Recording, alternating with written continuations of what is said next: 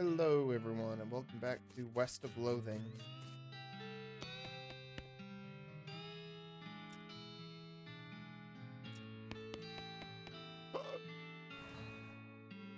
Okay,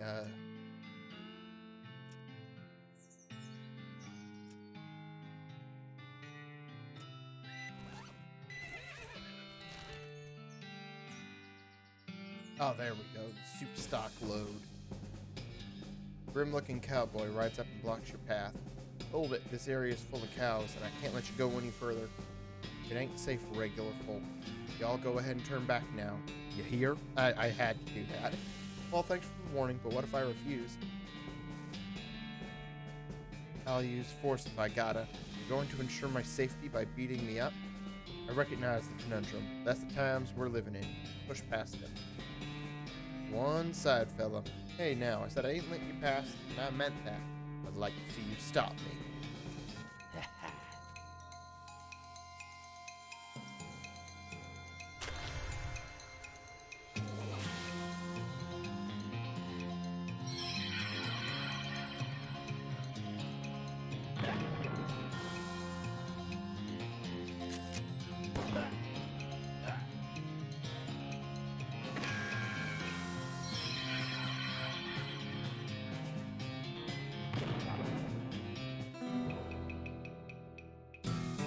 Beat the hell out of the cowboy and take his fancy silver pistol. I'm not sure what the lesson is here, but he's probably learned it.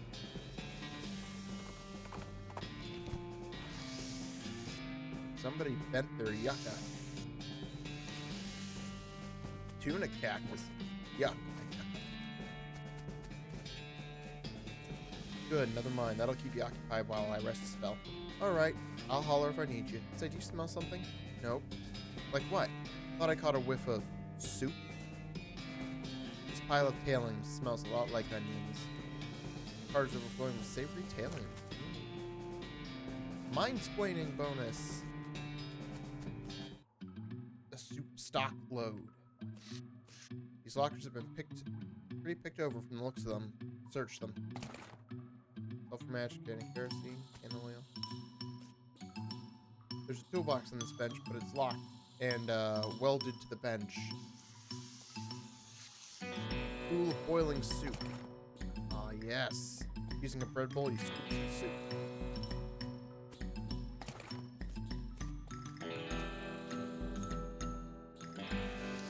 Whoever was camping here left in a hurry. Knapsack. Mostly filled with trash, but you find a spooky white mask. Weird. There's a diary under the crew pill of this bedroom. Read it. Entry 1. This mine is the worst. It sucks so bad here. I've been in some lousy mines.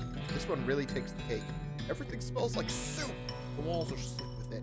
I swear, I can feel it getting into my pores. If I went to a doctor for a blood test, he'd probably tell me my blood is tomato basil bisque or whatever. Entry 2. We finally managed to get deep enough to hear the master. But it turned out the dang soup table is higher than we thought.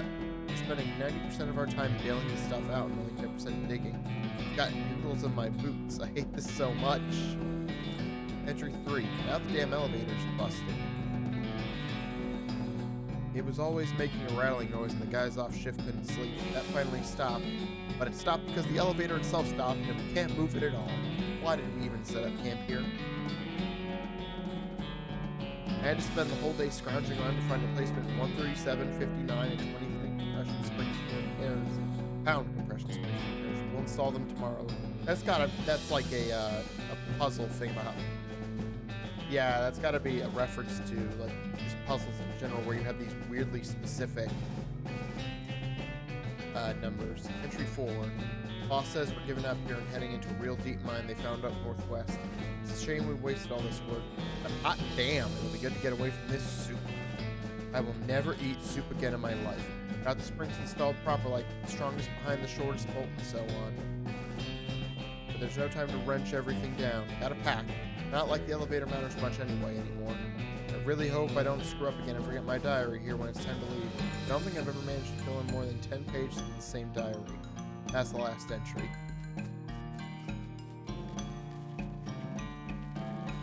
Elevator's an operative attempt to fix it.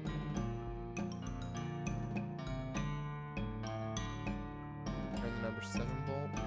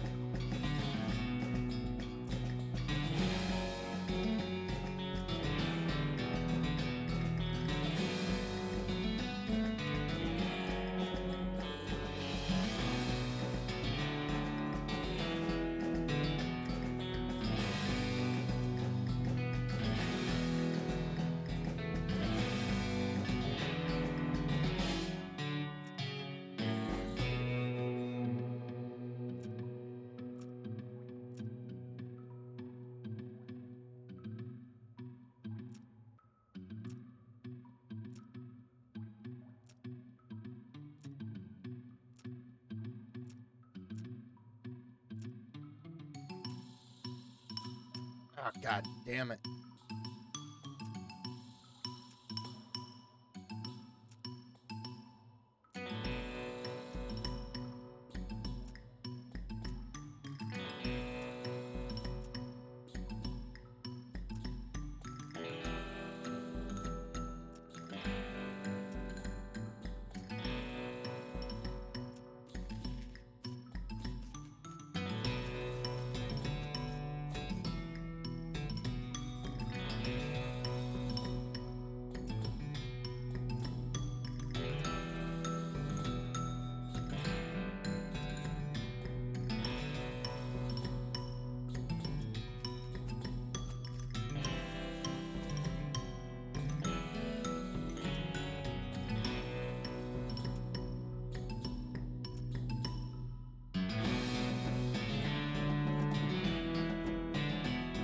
Okay, fuck that up. Hey, Dog Nelson.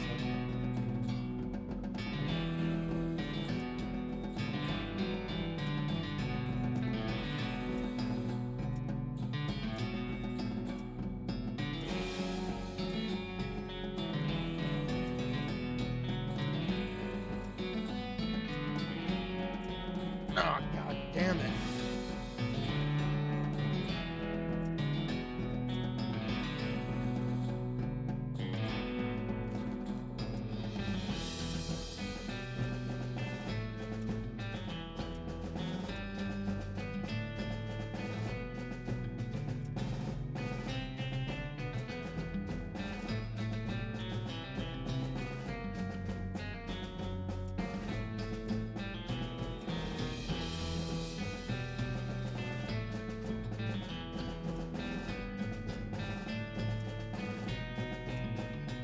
Ah.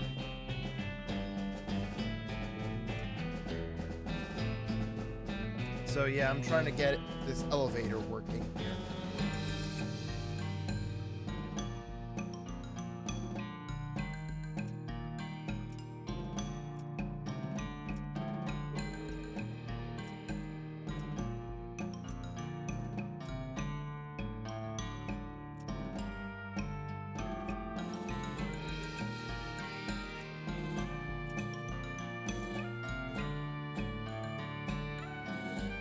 Oh shit.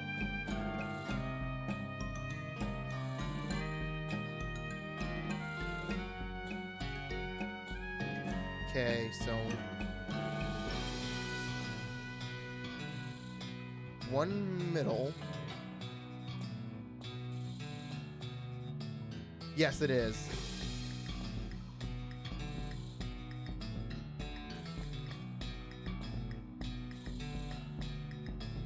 Okay, then.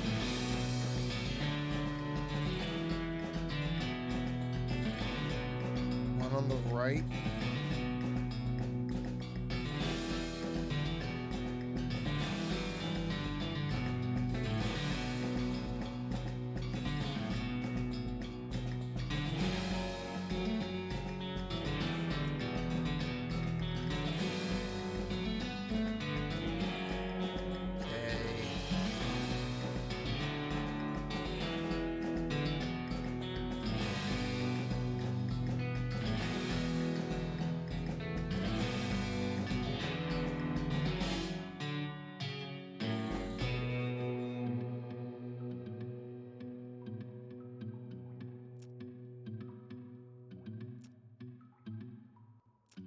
Hey! We're going down into the soup mines.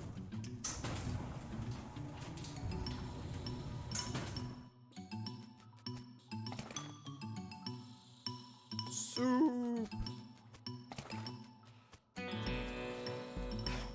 Hundreds of snakes lounging around this pool of hot soup. It's a lot of heat, but you can take it.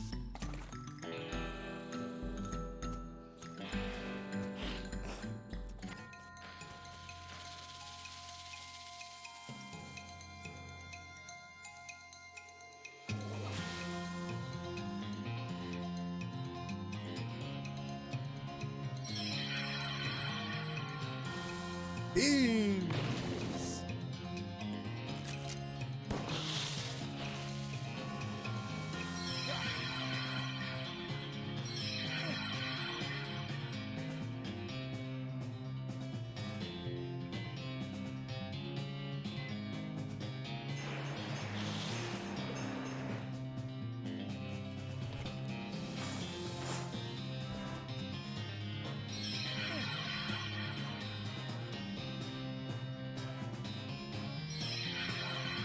Yeah, so last time we did a bunch of exploring. We've crossed to the other side of the mountains. Your El Vibrato transponder goes crazy when you get it near this crack. Break through. An El Vibrato container. Okay. The sign says Kujono Krokus Tasta Benokro offline. Screen on this machine says Kujono Krokus Tasta Benokro offline Hopa Krokus Tasta. Light pulses and a pentagonal aperture on the side of the machine.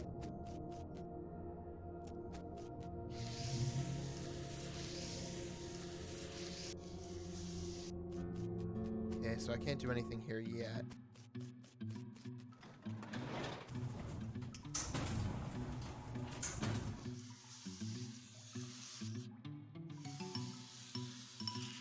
The soup stock load.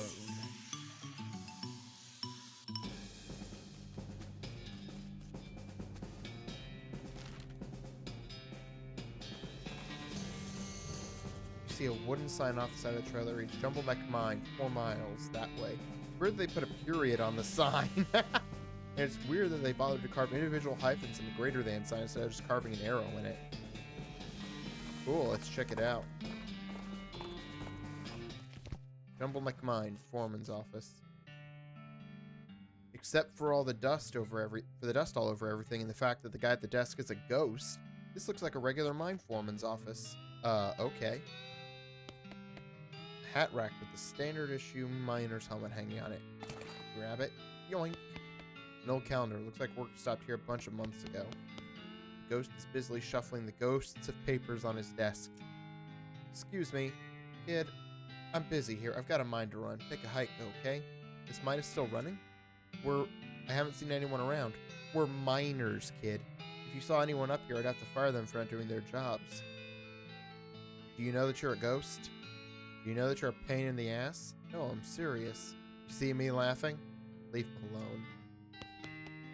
The safe is dirty but solid looking. Get away from that ghostly figure behind the desk, growls. You stoop down to take a closer look at the safe. It's a pretty standard heavy-duty safe with a dial-type combination lock.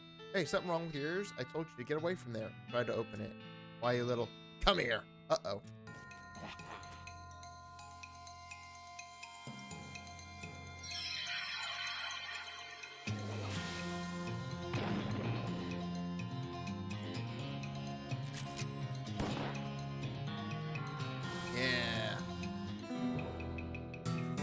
successfully killed a ghost.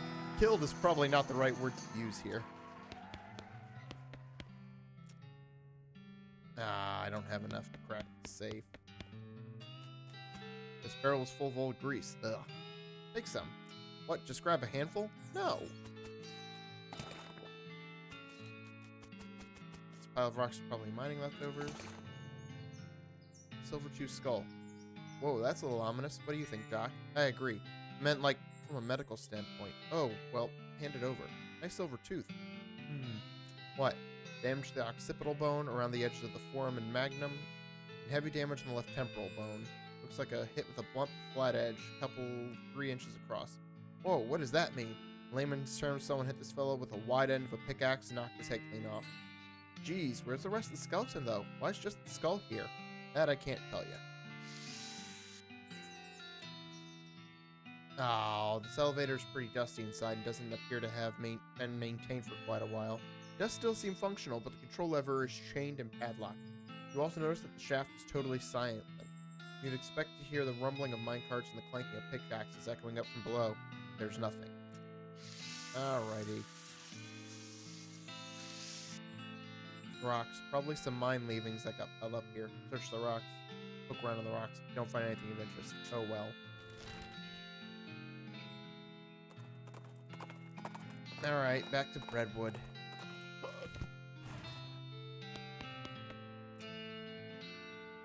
Did you bring back the soup? I need all 5 bowls filled, mind. Got them right here. You're a real lifesaver. I was about ready to gnaw my own beard off. That'd have been a shame.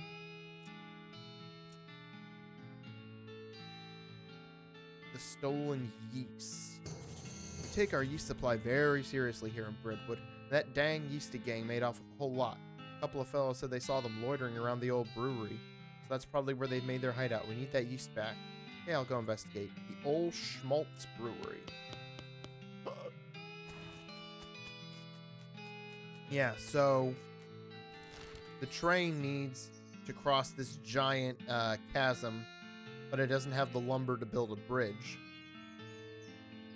So Breadwood has the stuff we need. They've got problems. That's all it is, problems.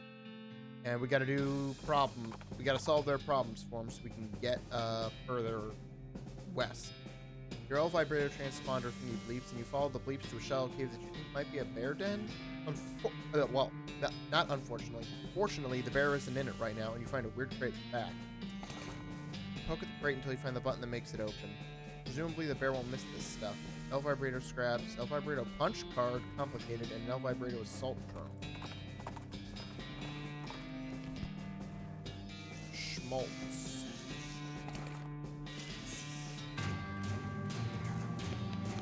This fella's too scared to talk to you. He's just totally freaked out about yeast.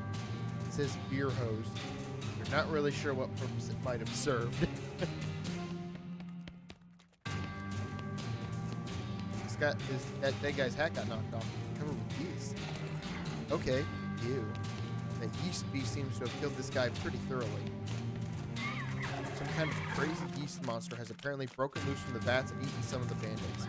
I guess they brewed up something they couldn't put down. They could barely control it. You'll have to hop to it if you want to prevail here. A yeast beast.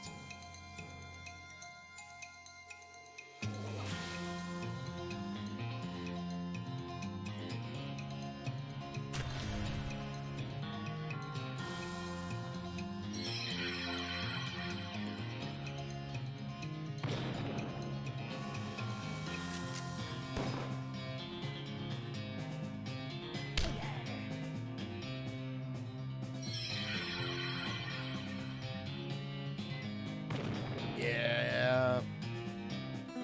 Victory. You beat the yeast beast to a pulp. There remains the horrible yeast beast. I guess you could probably take some back to the mayor. It's probably still good, right? Sure. You plop a big old glob of yeast into your pack. You got half a ton of yeast. So this whole yeast theft biz doesn't seem to have gone well for you guys. Yeah, no. Oh, jeez. Are you a bounty hunter? Relax. The mayor just wants his yeast back. He didn't say anything about hauling you in. Whew. Okay, well, the yeast is in that revolting pile. So, what happened here? Well, we got bored of bread is all. I know a bit about brewing, and we figured if we came back with a couple kegs, nobody would mind so much if we stole the yeast. No offense, but it seems like you aren't much of a brewer. Hey. Well, ideally you wouldn't end up with a ravenous yeast monster. That wasn't my... Okay, well, I guess it was my fault, but I understand what happened. These vats are old and we didn't clean them properly first because we were in a hurry. I think there were some frogs living in one of them. And you figured you could use the extra hops? Aha. Well, be more careful. If you're sure you got it figured out, you could set up shop in Dirtwater. Oh? Yeah, it's turning into quite a little metropolis. I'd love to have my own place. Okay, I'll go check it out. 3 cans of beer left, and a schmaltz blue ribbon. 3 cans of beer on the wall, 3 cans of beer. Take them all down and put them in your bag instead of singing the rest of this song about beer. Now he's too grumpy to talk to you. He's just angrily muttering about yeast. Arrest him. You're under arrest. For what? Stealing about 2 handfuls of yeast? Yes. And the sentence for that is, what, about 3 days in jail? And does Breadwood... And Breadwood does not actually have a jail?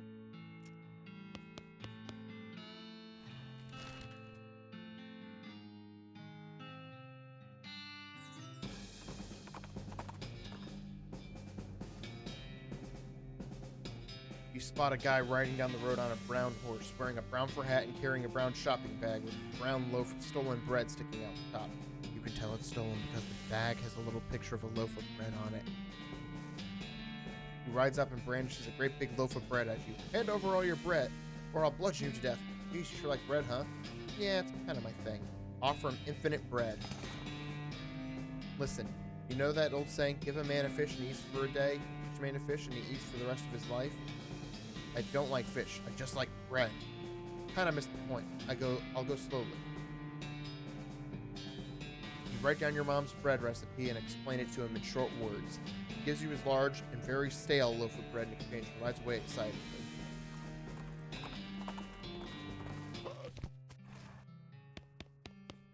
Any luck recovering our yeast from those bandits up the old Schmaltz brewery?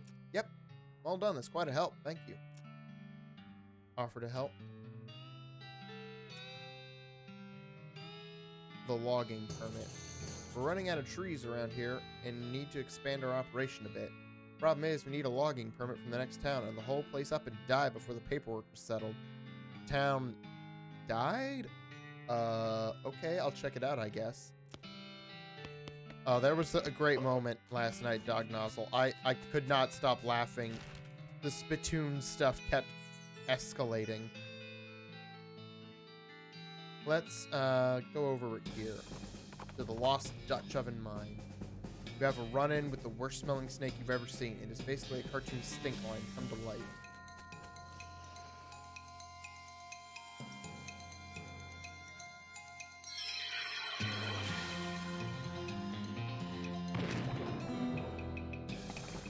Whew. Good thing it wasn't as strong as it smelled. You elect not to keep the skin from this one.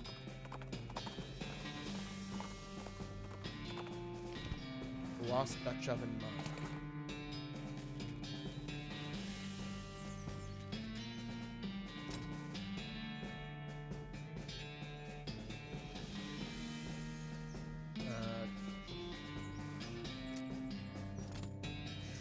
The sluice isn't very tight. God damn it. The sluice is loose. Tighten the loose screws and some ore gets jarred loose from up sluice. Stench here is barely tolerable. Oh. Because it's a Dutch oven. Fuck. These lockers are all unlabeled and unlocked. Loot them. Miner's pants gas mask. Could have used this 5 minutes ago. Miners must have eaten down here to avoid the stench upstairs. Grab what's left. Load drops soda crackers. Oh, yes. Oh, yes. I don't know what kind of tobacco these miners are chewing, but it must be extra corrosive because this brass spittoon has a hole eaten through the bottom and dark stains underneath it where the spit leaked out. Although, oddly, it doesn't seem to be leaking now and it's half full. I guess the miners plugged the hole with something. Inspect it. It's a spittoon. It's disgusting. You can practically see the stink lines coming off of it. Come on, let's not do this. Inspect the spittoon. Oh, jeez. Fine, okay. You crouch down and take a careful look at the filthy spittoon. The inside is blackened with years' worth of stains. The death broth inside has a rainbow sheen like a parking lot oil spill, and occasionally a little bubble pops on the surface. You can actually feel a slight warmth radiating off of it from whatever dire chemical reaction is taking place in there. You realize you're holding your breath, not deliberately, but from the human body's natural instinct for self-preservation. And imagine someone made a big pot of chili con carne and left it under the porch. 3 rats crawl into the pot, eat half the chili, and then die. A week later, a family of cockroaches takes up residence among the writhing maggots. Cockroaches smoke thick black cigars which they light with puffs of burning human hair. That is what it smells like. Search it. Fortunately for you, the rainbow-colored film on the surface of the liquid coats your hand as you plunge it deep into the toxic stew, keeping it from being immediately dissolved down to the bones. The smell intensifies, and your stomach prepares to hose the poisons off of your arm with a high-pressure stream of vomit. Keep searching. Your fingers touch something at the bottom of the spittoon. Better pull it out fast while you still have something to pull with. Oh! You pull the world's most disgusting pair of pants out of the spittoon. You jump back as the hole of the spittoon's bottom, now unplugged, begins to leak steaming filth. Congratulations, you are now the proud owner of the worst object I've ever been paid to think about, narrowly defeating a leather bondage harness made from the skin of a clown. You got an item, spit-soaked pants. Hooray! Oh, I got a perk. Spittoon hand. Your hand has been permanently stained by the rainbow-colored contents of a nasty spittoon. On the bright side, that hand will never suffer anything worse than that ever again. 20% hot resistance, cold resistance, and sleaze resistance.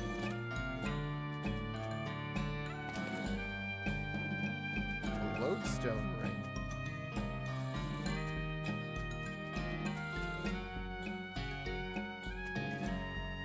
The elevator mechanism is all rusted. Oil it.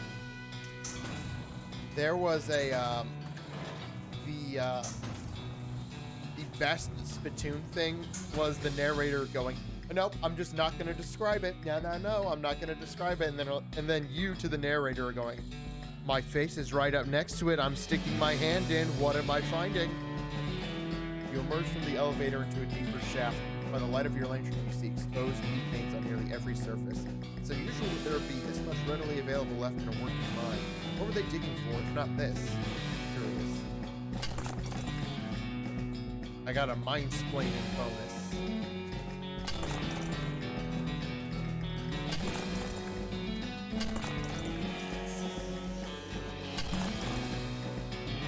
Who are you? This guy is totally out of it. He's gibbering and drooling and doesn't seem to even see you. Try to talk to him. Hey, buddy, are you okay? Blob, libble, burgle, gurgle, glub. Wave your hand in front of his face, but he doesn't react at all.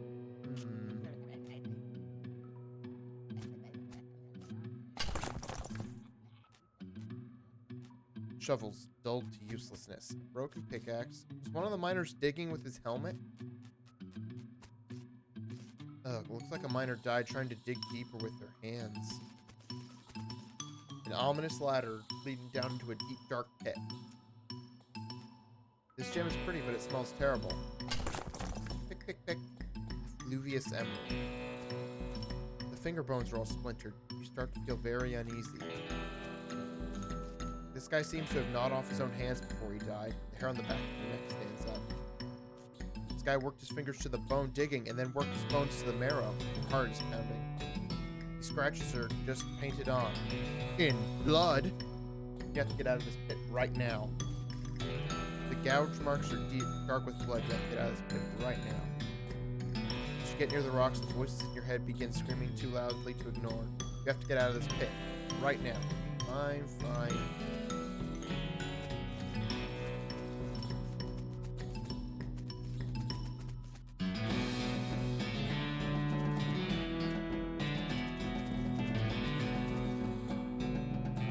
Tile was pretty obviously made on purpose. Close inspection reveals that the stones are mortared together. What could be hidden in Bust up the pile. Pick. Trapezoidal piece missing from your crossbar.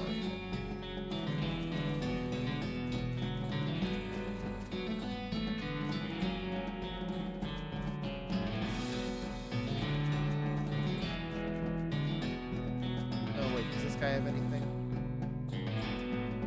Nope.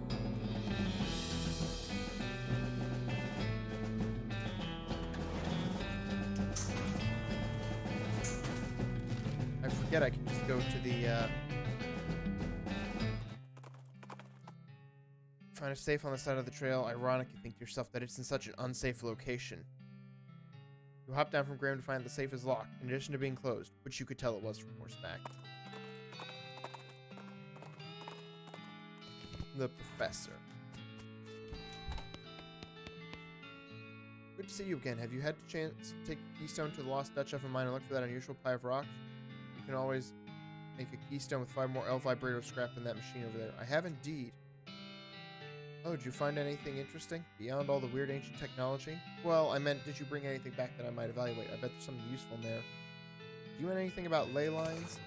I don't hold much with that mystical mumbo-jumbo. It's very unscientific. But it does come up in my research from time to time, so I can give you a basic overview. He draws some curved intersecting lines on a piece of paper and explains how they relate to local geography and so-called mystical forces. Pretty interesting stuff. It makes sense considering what you already know about magic.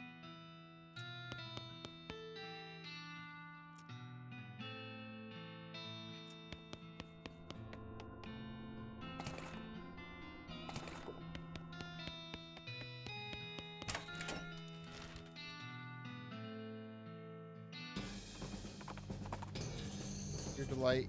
You see a silhouette of a big circus tent towering over the pines. Let's keep going where we're going for now.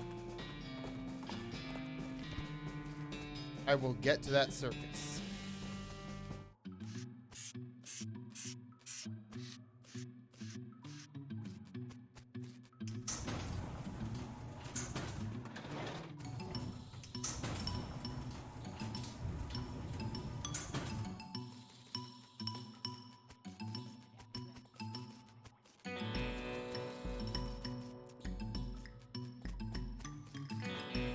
Insert a keystone.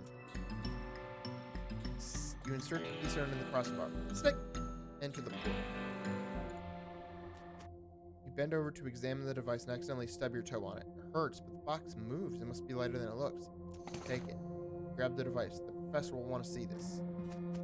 Oh, what's this thing? Look inside. Ah, no! You have learned the L vibrato word for toilet.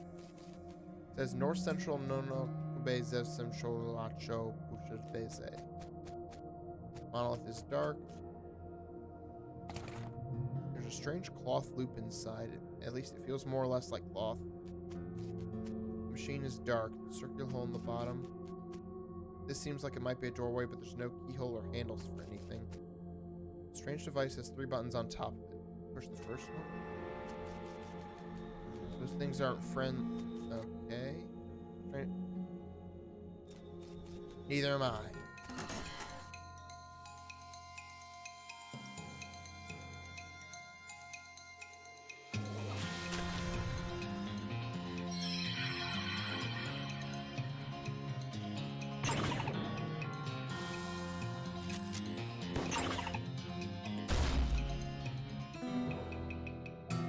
Easy come, easy go. Second one.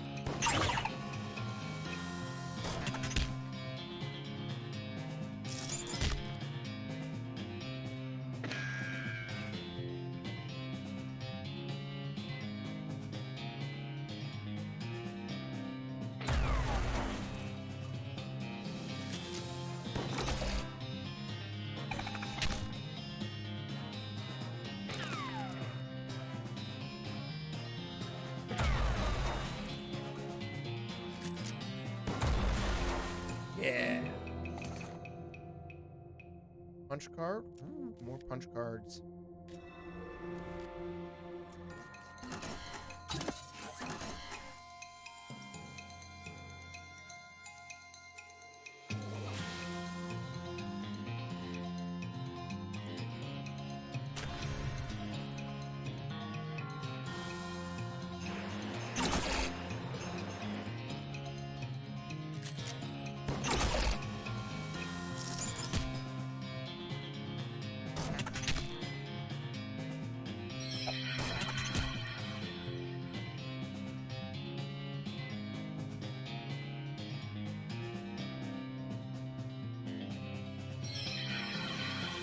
Kill that one first.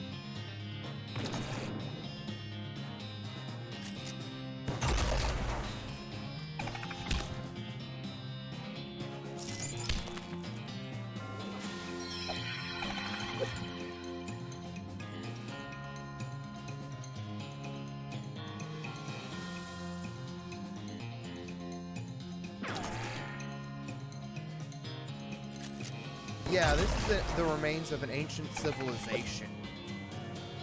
The El Vibrato.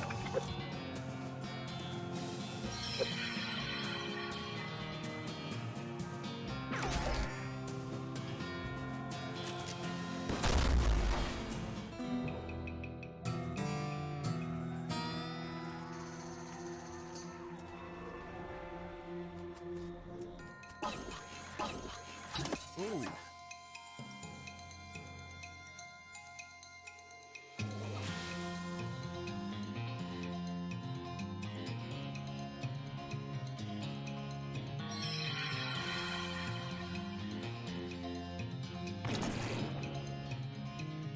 Yeah, they introduced it a while back.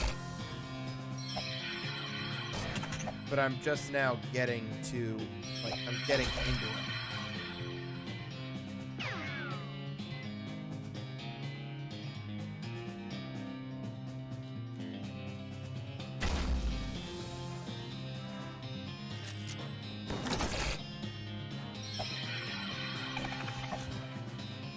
Yeah, it's like, it's this game's equivalent of Atlantis, more or less.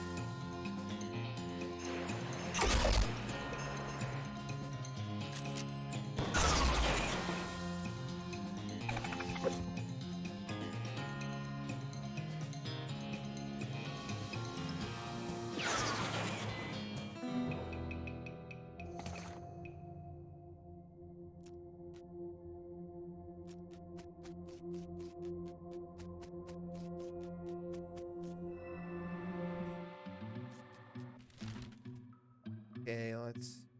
Oh, gotta go to the circus. Open up the crate. Well, this is a little weird. Didn't expect to find a circus all the way out here. There's basically nobody around for miles. There's a rodeo clown manning the ticket booth. Well, there hasn't actually been a rodeo since the cows came home, so I guess he's just a clown. Ugh, clowns. Not a fan? They're so creepy. When I was little, my uncle would give me nightmares with old stories about them. Those old fairy tales. Demon clowns and demon cows fighting wars in hell? Right. And supposedly rodeo clowns dress up like that because the first rodeos were reenactments of those battles, and it became a traditional thing. If you'd asked me 30-odd years ago, I'd have said you were nuts for even considering that might be real. These days, I'm not so sure. That fellow there is just a man in makeup with a crap job at a carnival. Yeah, I know. Still creeps me out, though. Barnaby Bob's perfectly normal traveling circus sideshow. As you approach, the clown puts on that basically cheerful facial expression that retail employees use when the last thing they want to deal with is a customer, but they're not allowed to say no. Welcome to Barnaby Bob's perfectly normal traveling circus sideshow, sir. How can I help you? I'd like to see the circus, please. Well, you came to the right place then. But if you want to get inside, you'll need a ticket, and presumably you can sell me one. Why, certainly I can. That's my job after all. For you, sir, a ticket will cost 5,000 meat. Does that say what? Does it seem a bit high? I promise you, sir. At this price, it's a real steal. Well, you've got that right. Why is it so expensive? Well, now, this is no podunk little traveling circus. We've got rides, games, food, and an amazing demonstration of knife-throwing skill by none other than Barnaby Bob himself. Tell me more about Barnaby Bob. Oh, the boss is a real master of knives, let me tell you. He does this amazing stunt where he gets a volunteer from the audience up on the stage and throws knives at them. He never misses his target. Did you leave out the part where he puts an apple on their head or something? What? Oh, right. Sure. Tell me more about the rides. Well, I suppose I should say ride, but we haven't had a single grisly merry-go-round accident since we stopped turning it on. Tell me about the games. Oh, we've got tons of them. Does 3 count as tons? 3 is more like some. We've got some of them. Tell me more about the food. You've got your favorites. Popped corn, sarsaparilla with the fancy new bottle caps. Get this. Did you hear about that new thing a fella invented? Cotton candy? Yeah, I think I might have. Well, it's still patented, but we're pretty sure we figured out how it works. Mostly. More or less. You aren't doing a very good job of selling me on this. Why, whatever do you mean? Attempt to outfox the clown. First you ask for an outrageous sum of meat, and then you describe your circus in terms that make it sound distinctly cut rate. Well now, if you really expected me to pay that much, you'd be doing your best to make it sound like a magical paradise. On the other hand, if it really is as chintzy as you describe it, you'd be asking a price cheap enough to overcome poor word of mouth. Which leads me to the conclusion that, for some reason, you don't actually want to sell me a ticket. The clown starts to look nervous. Now, let's not jump to conclusions, friend. I'm just pulling your leg a bit, clowning around, like we do. It's only good fun. So the actual price is 500 meat. I could buy half a horse for that. Sure. What are you gonna do with half a horse? Circus is much more entertaining. Alright. Let me just stamp your hand for re-entry. There you go. Enjoy the show. What about my partner? Partners get in free. As you enter the circus, the ticket booth clown shouts, "Welcome to Barnaby Bob's Perfectly Normal Traveling Circus Sideshow, sir," in a loud and enthusiastic voice. You stroll into the circus. Actually, I guess it's more of a carnival, but let's not split hairs. You find it almost entirely deserted. There aren't more than a dozen other patrons besides yourself. There are a bunch of clowns around, working at the booths and so on. More clowns than customers, which is a little unsettling, but at least the lines won't be very long. Got it. Merry-go-round has a dirty canvas tarp over it. Sign says condemned until further notice. We encourage anyone suffering from horse bites to consult the doctor. Sure are a lot of clowns around here. I guess that ain't all that surprising. Want a balloon? Not if a clown touched it. Clown's presuming selling tickets to the sideshow. Howdy, fella. Can I interest you in the wondrous and mysterious delights of the sideshow? What all do you have in there? Secrets, mysteries, things too weird and disturbing to be witnessed by the light of the day. Freaks? Not just freaks. Gosh, how much does it cost? For you, 300 meat, and for everyone else, 300 meat. Okay, I'm in. Won't be disappointed, and in the event that you are disappointed, no refunds. He takes your meat and stamps your hand. There you go. Enjoy. Sideshow tent is fairly large and packed with weird things to look at, like all good sideshows are. A few lanterns are hanging from the ceiling, casting flickering shadows around and making everything look even more eerie. The clown is hanging out in here, presumably to keep an eye on the exhibits. He grins and nods as you enter. Come on in, take your time, have a good look around. Just remember, no touching. This looks to be one of those weird bent mirrors that make you look all crazy, as if there wasn't enough crazy looking stuff around here already. Look at yourself. Ah!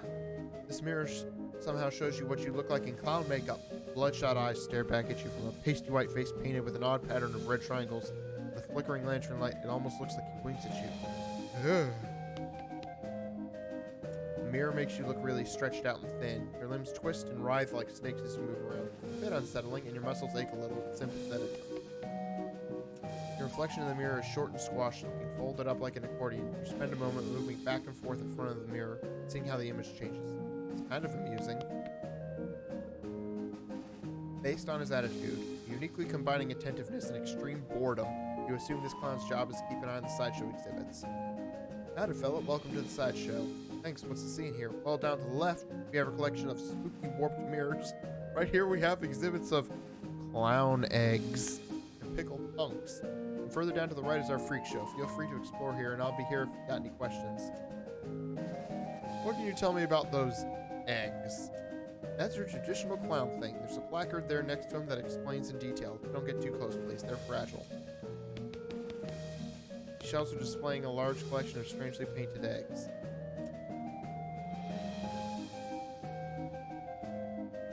see several shelves full of white eggs, each one painted with a unique pattern of colorful shapes.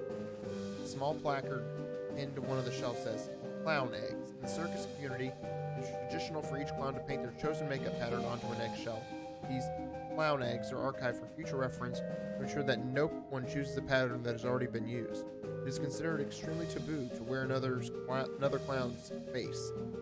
These must be the eggs for the clowns that work in this circus. You recognize a few of them, like the clown here in the sideshow tent and the ticket seller clown out front. Inspect the eggs more closely. Hey, step back, please. No touching. Sorry.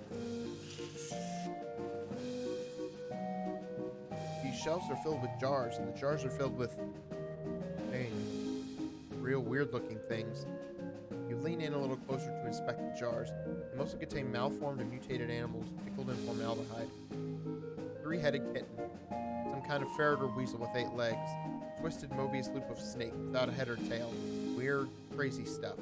One shelf seems devoted to huge, gross, pale grubs, like fat, featureless white worms the size of a sweet potato. The one on the end is larger than the others and has shiny black eyes. Someone has painted its face in an apparent parody of clown makeup. Take a closer look. The pasty white face has been painted with little blue triangles over and under the eyes. The creature has a long, thin slash of a mouth as well, and the area around it has been painted with bright red lipstick. Black eyes flash red as the thing suddenly thrashes in its jar, turning to face you and stretching its mouth open, revealing rows of yellow shark teeth. You stumble back with a cry of shock. Ah! Got you pretty good there, buddy. What is that? That ain't a real critter. It's made of rubber and clay and doll parts and such. Got an electromagnet under the shelf to move it with. He takes a little push button gizmo out of his pocket to show you. Should have seen your face. You about jumped right out of your boots. This guy is a startling sight even for a circus freak show. His entire head is one enormous eyeball. As you look him over, he stares back at you. Not that he's got much choice. Talk to him. Hello there. I'm Doc. How's it going? Can you talk? Guess not. So, do you blink? Or wink, I guess? I guess not. Take a closer look at him. You move a little to the side and lean over the rope to get a closer look at the guy. He's basically just what he seems to be at first glance, a guy with a giant eyeball for a head. You do notice 2 odd things, though. First, he has an odd lump at what you would call the base of his skull if he had one. A sort of crumpled, fleshy mass the size of a fist. With a squint and some imagination, it almost looks like the crushed and shriveled vestigial remains of a human head. The second thing you notice is that his ankles are locked to the legs of his stool. The legs of the stool are bolted to the floor. So, this circus gig. His hands slowly curl into fists, and the knuckles turn white with tension. I see. Understand, I mean. Okay, well, see you around. This man is neatly dressed, though his suit is a bit threadbare and out of fashion. He's smoking a pipe and leafing through a magazine. When you stop to look at him, he nods amicably. Hello there, welcome to the sideshow. My name is Douglas. Hi, I'm Doc. Yeah, that seems to be the case. He was a regular guy whose eyeball grew until that became all that was left of his head. Hi, I'm Doc. Delighted to meet you. So, what's your deal? Why am I in a sideshow, you mean? Well, yeah, you seem perfectly normal. How forthright of you. Of course it is only natural to wonder. Wait a minute. You said that last bit without moving your lips. Are you a ventriloquist? Not at all. Allow me to demonstrate. He stands up and turns around. His back is the same as his front. That is, his suit has been tailored with 2 front sides, and he has another face on the back of his head with his hair cut and parted appropriately. Ta-da! As he sits back down, his knees and other joints crack and pop loudly as they reverse themselves. Oh, God. Douglas winces slightly, though certainly not as much as you'd expect. What in the... Surprising, yes? A bit, yeah. How is that even possible? Douglas shrugs and holds his pipe up to the now back of his head so his other face can take a puff. Are you, what's the phrase, Siamese twins? Not exactly. It is difficult to describe, I'm afraid. 2 minds in one body with 2 faces? It would be closer to the truth to say 2 instances of the same mind. With, as you say, 2 faces. You're right. That doesn't make any sense at all. The other face chuckles and Douglas holds his magazine behind his back. It took some getting used to, that much is quite certain. Were you born like this? I would rather not discuss how I came to be this way if you don't mind. Okay, sorry. No apology necessary. Your knees must be a wreck. Surgery was necessary to permit them to bend in both directions. It sounds worse than it feels, I assure you. Why are you in a sideshow? With a regular suit and haircut, you could easily pass for normal. I have a contract. Out of the corner of your eye, you spot the clown making a gesture, but you didn't catch what it was. Douglas clears his throat. Plus, well, it's quite the life, you know. Free room and board, travel the world, and you meet such interesting people. Talk to you later, Douglas. There's a lady here with her head sticking out of a hole in a large metal box. She nods politely at you. Hello. Hello there, enjoying the carnival? Well, it's interesting. She smiles slightly. Yes, I'm sure it is. Can I ask you something? Certainly. Why are you in a box? First things first, we haven't been introduced yet. Oh, I'm Doc. Nice to meet you. Nice to meet you too, Doc. I'm Janet. Hi, Janet. So, why are you in a box? That's a rather personal question, isn't it? Oh, sorry. I'm only teasing, dear. Would you like to see inside? Oh, God. Sure.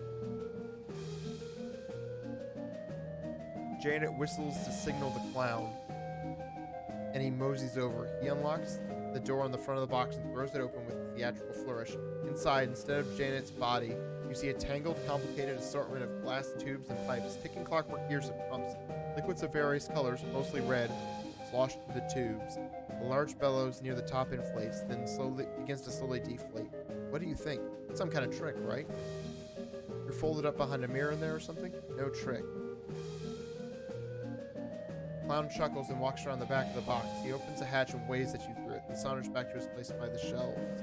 It's horrifying, like something out of a nightmare. Yes, that's an accurate description.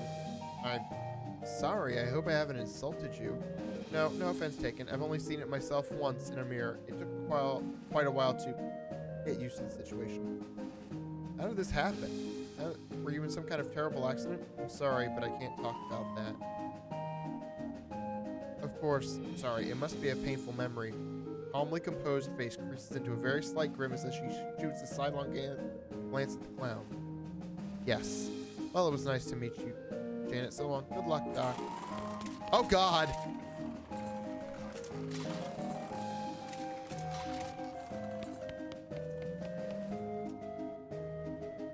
How's it hanging?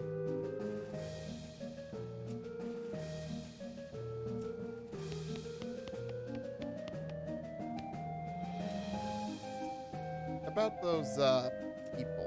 You mean the freaks? Ain't they a scream? The one with the giant eyeball head is my favorite. Nice quiet fellow. If you have questions about the other two, feel free to ask them personally. I wouldn't want to be telling tales out of school. Since the eye guy can't talk, though, you can ask me about him if you want. Does he ever blink? You mean wink? Nope, no eyelids. I gotta toss a bucket of water over him once in a while so he don't get too dry. He does look a bit dry now that you mention it. Yeah, it's getting about that time. Excuse me for a minute.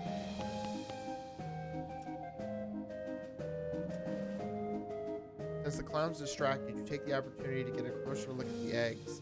You notice two things about them. Firstly, they're too large to be chicken eggs. You have no idea what kind of eggs they are. Secondly, they've all been broken and then very meticulously glued back together. They almost look like they've been reassembled after something hatched out of them. Quickly step back as the guard clown returns. He gives you a fair amount of side eye but doesn't say anything. Yeah, clown eggs. Can I ask a question? How are you feeling? You're referring to my condition. Don't worry, I've grown accustomed to it more or less. Examine her workings. You watch the various fluids slosh around in their tanks and pipes for a minute. Weird. Gross, but it is indeed educational. You gotta perk anatomical learning. Oh, God. Clown eggs. Hot food. Red Hots, calls the clown behind this food stand. Red Hots, footlongs, 2 kinds of mustard. There's also a small sign that says lost and found. Clown grins and gestures the little charcoal grill behind him. Howdy, sir. Interest you in a hot footlong sausage? What are they made of? What do you mean? They're pork. What else do you make a sausage out of? I don't know if clown eggs is a reference to anything. It may just be a reference to clowns are creepy, or maybe like killer clowns from outer space or something. I don't know. But the idea that clowns are monsters. I'd like to see Lost and Found. Oh, sure thing. What'd you lose? Well, nothing. What? You just figured you'd see if I had anything you liked? Look, there's no such thing as an honest thief. You gotta pick one or the other. Sorry. Cold drinks, calls the clown behind this food stand. Ice cold sarsaparilla in bottles. Howdy, sir. Care to treat yourself to an ice cold soft drink? Said you're selling them in bottles? That's right, got the newfangled crown cork bottle caps and all. No, I'm good. Tepid candy. Cotton candy, calls the clown behind this food stand, and then makes a wheel noise with a slide whistle. Don't try this just invented confectionery delight. Mom blows his slide whistle again as you approach. Step right up, fella. Step right up and try one of the world's newest candy sensations. What is it? Cotton candy. The finest in several senses of the word, spun sugar, created through a revolutionary new process. So light and sweet and fluffy. It's like eating butterfly dreams and kitten wishes. Clown eggs are a real thing? You can't just leave it at that, Dog Nozzle. Explain. How much does it cost? It's 300 meat. I'll take one. Clown puts his slide whistle down on the counter, ducks underneath, and comes back up with a paper cone, which he holds in the mouth of the metal box. Pulls down a lever, and the machine makes a thin squealing sound as glittering white spun sugar collects around the paper cone in a fluffy cloud. Here you go. Enjoy. There's a clown here selling rubber toy balloons. When he sees he has your attention, he smiles and waggles the balloons at you enticingly. Howdy there, fella. Interest you in a toy balloon? How do you make them float like that? Why, there's nothing to it. Heck, they all float round here. Of course, that's an It reference. The egg gallery was created because, according to an unofficial rule, no two clowns are allowed to have the same makeup. In order to ensure the clowns weren't copying each other's makeup style, practice of painting each unique design onto an egg began. Huh! So that is an actual thing. How much are they? Huge 30 meat. I'll take one. Can you tell me more about your circus? Really, it's more of a carnival, but let's not split hairs. Ho ho! What more would you like to know? Why is everyone working here a clown? Oh, it's traditional. When the what do you call them? Rodeos stopped being put on. Rodeo clowns took other jobs in circuses and carnivals. Over the years, it just became the normal thing for carnies to be clowns. It's a community, you might say. Ho ho! Okay, see you around, clown. Catch you later, like an alligator. Yeah, these are actual eggs. There's a kid here searching around with a sad look on his face. You okay, kid? Did you lose your parents? I lost my lucky bottle cap. You haven't seen it, have you, sir? No, but I'll keep an eye out. What's it look like? It's shiny steel and it's on a little chain. Okay, I'll let you know if I find it. Oh, God. There's a clown here selling rubber toy balloons. Oddly, he looks exactly like the other one, though I guess it's hard to tell, really. What with the makeup and all. Weren't you on the other side of the midway? Oh, nope, that's the other balloon guy. We just dress alike and use the same face paint. Did we fool ya? Grins and gives you a big exaggerated wink. Anything else I can do for you? Good, thanks. This appears to be one of those test your strength games where you have to use a big hammer to ring a bell. Howdy there, fella. This here game's a challenge of strength, and I hope you don't mind me saying so, but you might prefer one of the other games. Care to try your luck, though? I certainly won't stop you. What's the game? Simple as can be. Just take this big mallet here and hit the lever under that bell. Ring the bell and you win. Yeah, I'll give it a shot. Hit it quite hard. You pick up the mallet, take a deep breath, and smash that lever with a mighty swing. Little bell striker makes it nearly, but not quite to the bell. Well, now, that was very close. Not a grand prize winner, but it's the best I've seen today, and that's got to be worth something. Hands you a small teddy bear. Appears to be some kind of car-based carnival game, though it's not clear how it works from here. Step right up, step right up, if I may say so. You're the look of an intelligent and learned individual about you, and I happen to have a game here to put those faculties to the test. What's the game? Simplest guessing game imaginable. I got a standard deck of playing cards. Here, I show you all the faces, and I turn them back over and start picking cards. You guess what cards I pick, and you win. You don't shuffle them? No, sir. If you can memorize a deck of cards that fast, more power to ya. Or if you got a touch of magic in you and want to try reading my mind, that's fine too. Just don't dig too deep. Okay, I'll give it a shot. Carefully scan the deck of cards. The clown spreads it out in front of you and then he turns them over with a sweeping flourish. Ready? Give it your all. The clown starts picking cards out of the deck and holding them up with backs to you. You rattle off their names as fast as they can pick them up. He seems genuinely impressed. That, sir, is so remarkable as to be practically frightening. Looks like we have a winner. You got an item circus show ticket. Which will be starting soon, so don't miss it. Appears to be a shooting gallery type carnival game. Out of that, fella, what we have here is a game for sharp eyes and quick reflexes. If you won't take as an insult if I suggest one of the other games might be more your speed, but you're welcome to try your luck all the same. What's the game? Well, on the wall behind me, I got a bunch of thick-skinned, underinflated balloons. Pretend me and I'll loan you a cheap, inaccurate pistol and a pile of badly made ammunition. And your goal is to pop as many of these balloons as you can before the pistol stops working. That's an unusually honest-sounding description. I've discovered making the challenge sound exactly as difficult as it is only makes people more determined to be the one who beats it. I'll give it a shot. Clown hands you the cheap pistol and gestures at the balloons behind him. Good luck. Shoot backwards and cross-eye. Shoot like the wind. You take careful aim and pop off rounds and balloons for as long as you can hold the gun together. Hey, not bad at all. Not enough balloons for our grand prize, but it's worth a little something. Gives you a little toy stuffed cat. Aw. That muscly clown doesn't seem to want you to go in there. This extremely muscular clown seems to be guarding the entrance to some sort of stage. The clown crosses his arms and grunts when you approach. Stage show wait till later. When? Later. Yeah, but when exactly? Later.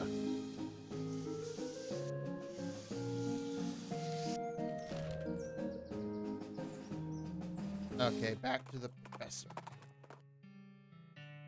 Crest a hill to see a skeleton propped up on its elbows, looking through a pair of binoculars at the horizon. I guess he died before whatever he was waiting for showed up.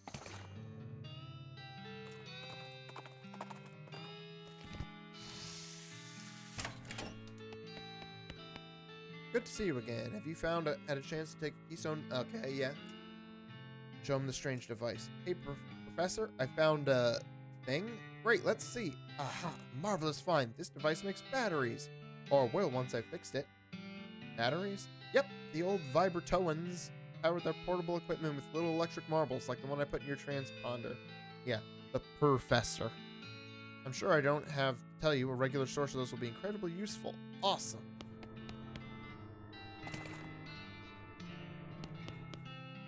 The Professor is examining something with intense concentration.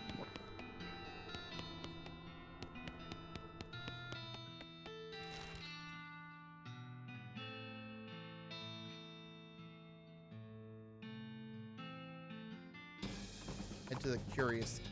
Oh, yes, I think this was the right place. Howdy there. I'm Wandering Sally. Howdy, Sally. I'm Doc. What's your line? Trading.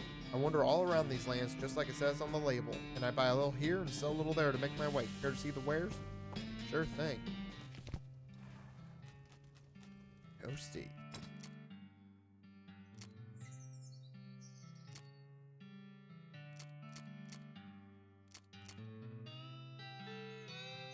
This is the most lemonade you've ever seen in one place, except for the gigantic vat of lemonade you got it from.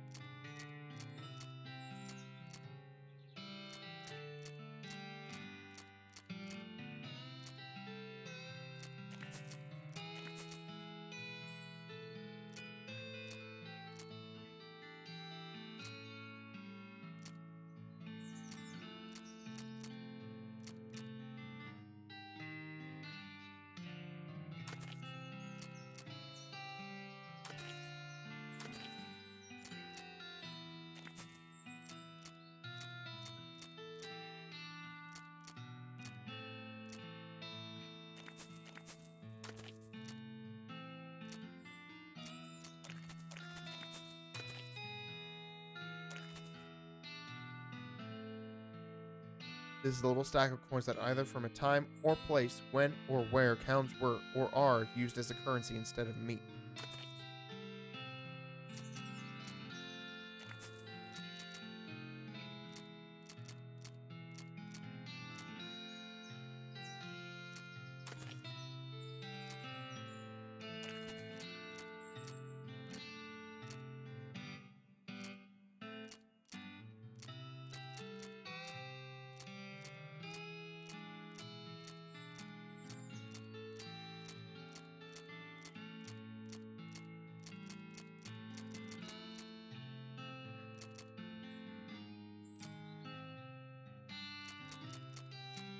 Orange side bomb. Kill a whole lot of goblins at once, but it takes a while.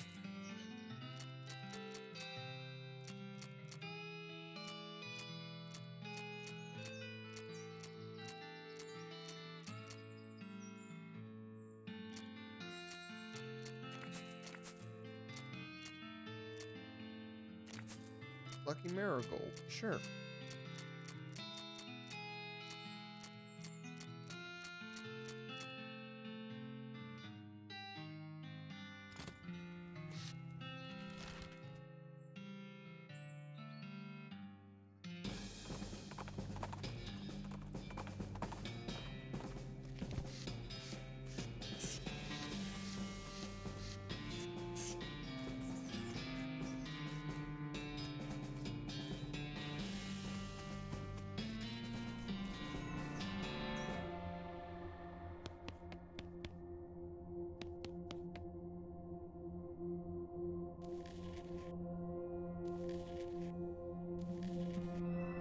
This wasn't the place. Shit. Where did I?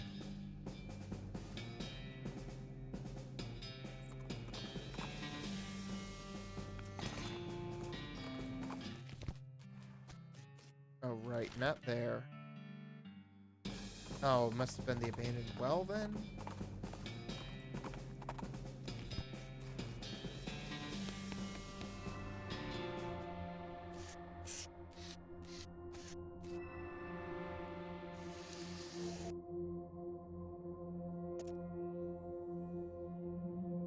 Temperature and updated.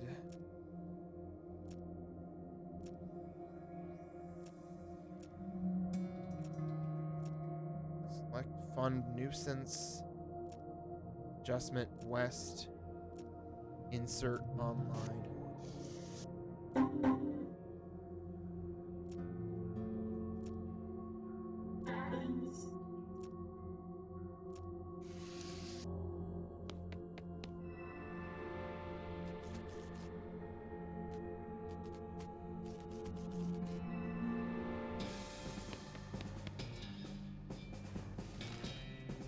Okay, let's go back to the cops.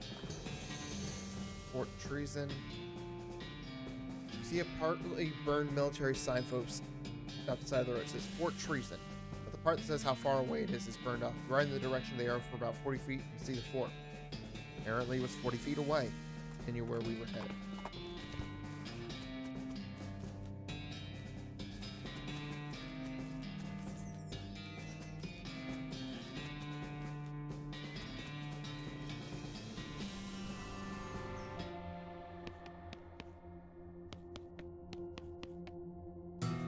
Insert the battery into the monolith and it springs slot. Everything goes blue for a second.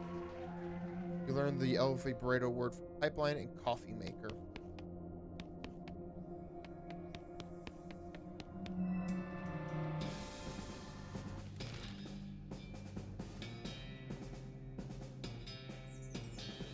Alright, let's go to Ghostwood.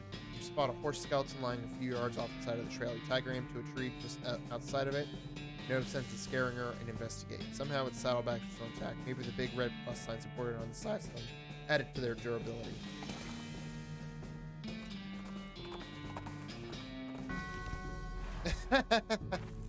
The saloon! Huh, all the buildings in this little town are weirdly hazy and translucent, like, oh, ghosts. It's a literal ghost town. Alright, fair enough. Stable. You might expect to be able to just walk straight through the door of a ghost building, but some kind of force is preventing that. I guess you could knock on the force. fist makes a distant, echoey plap sound on the barroom door, and a ghostly voice comes out of nowhere. Howdy there, fella. New in town? Yeah, I was wondering if sorry, I can't do business with you until you have a visitor identification card. Ain't supposed to even talk to you, really. Okay, where do I get one? Try the town hall, down the end of the street.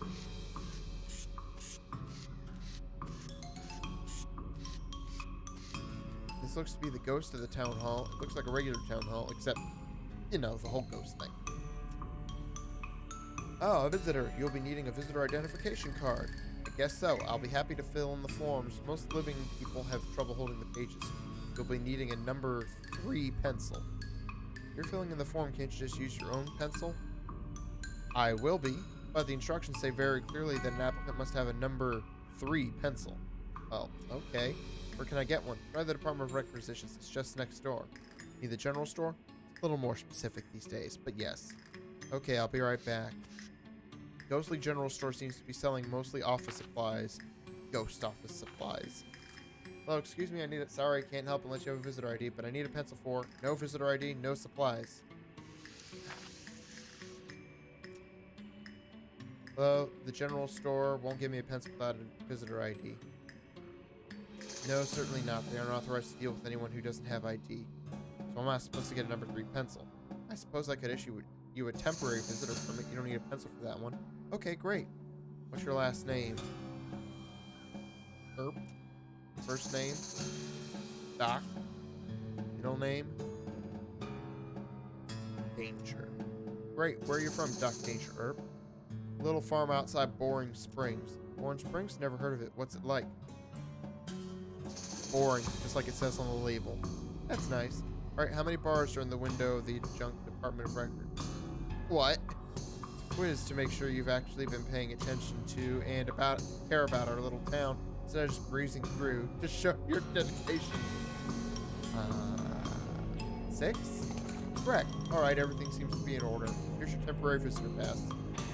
Thanks. It expires in 11 seconds. Excuse me. Oh, hello. How can I help you, Mr. Herb? I need a number 3 pencil. No problem. We'll just fill out a requisition form. Okay. Last name.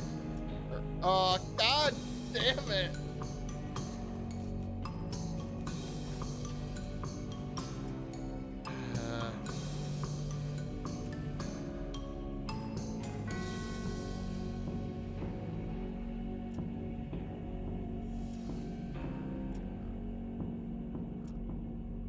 Okay. Go, go, go.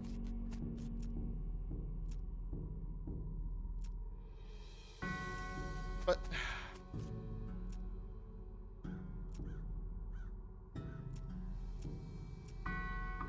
Tame, put in trouble, Tame.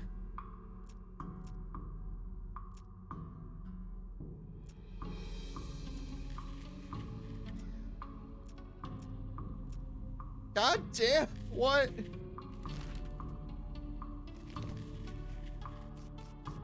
This is a regular cactus. Well, the ghost of a regular cactus. Well, the ghost of a regular cactus with the ghost of a pencil stabbed into it.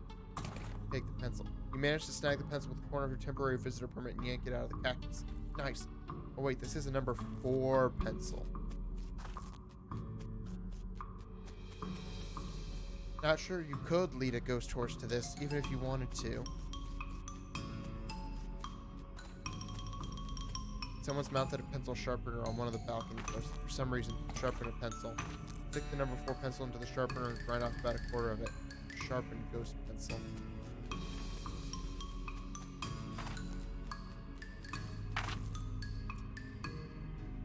Right, number 3 pencil.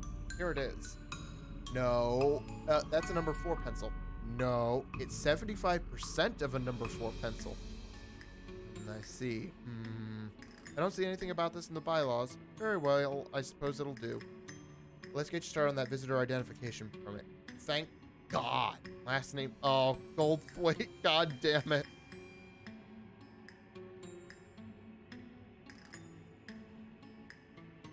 Let's go. Oh, let's go funny. Shartright.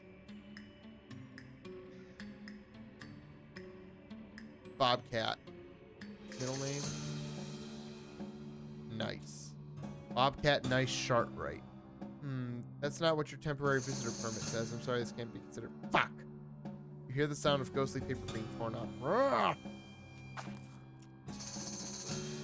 Okay. Doctor.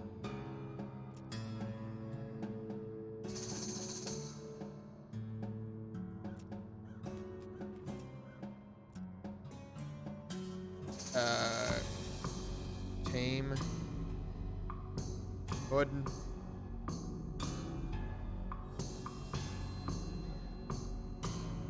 Shit.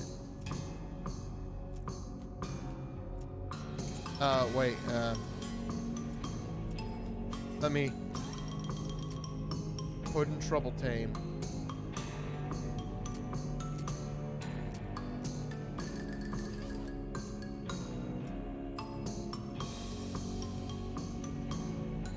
Puddin'.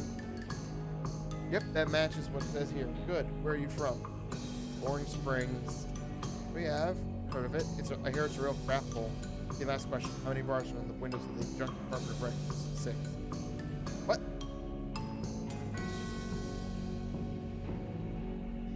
Nope, I'm afraid you'll have to be a little bit more observant to that. It was 6 last time. I didn't ask the same questions last time. Damn it.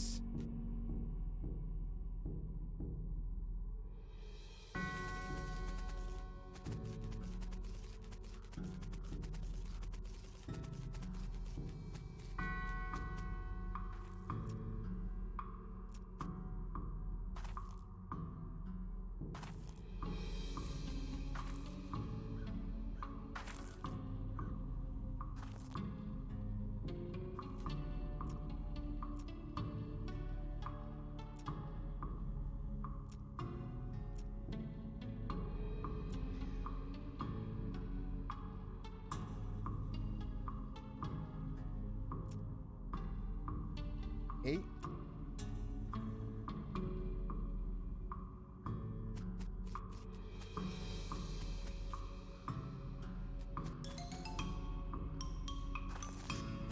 Oh, is it the jail?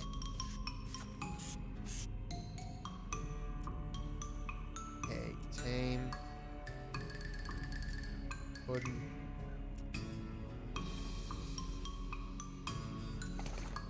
Correct.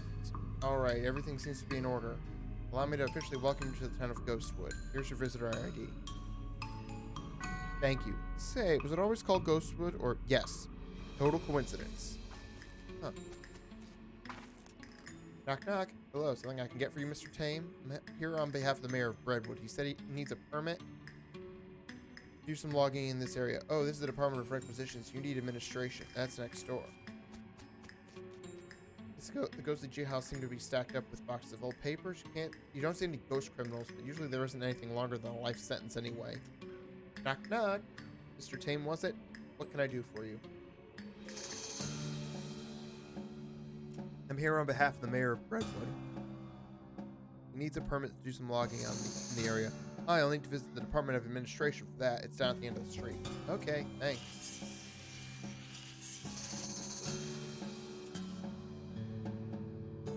Here, I need a drink immediately. No problem. Beer or whiskey? Whiskey. Good choice. Only one small problem, though. That is, I'm out of whiskey requisition forms. Mind going down to administration, picking one up for me? Fine. Great, thanks.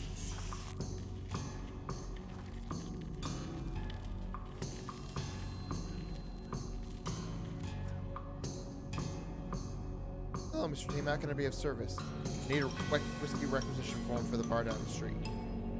Bar? Oh, you mean the Department of Libations. Sure, I can give you a whiskey requisition form. Great, is what I'd like to say, but I'm out of form transfer envelopes. Can't transfer a form to a different department without a form transfer envelope to make sure it doesn't get tampered with during transport. You must be joking. No, sir, this is serious business. I'll tell you what, though, they should have supplied spare form transfer envelopes at the Department of Requisitions next door. Fine. I need a form transfer envelope. Alright, which color? Color? Oh, God. Color? Different colors for different purposes. Tan for regular interdepartment transfers, blue for extra municipal transfers, red for emergencies, and green for bribes. Tan.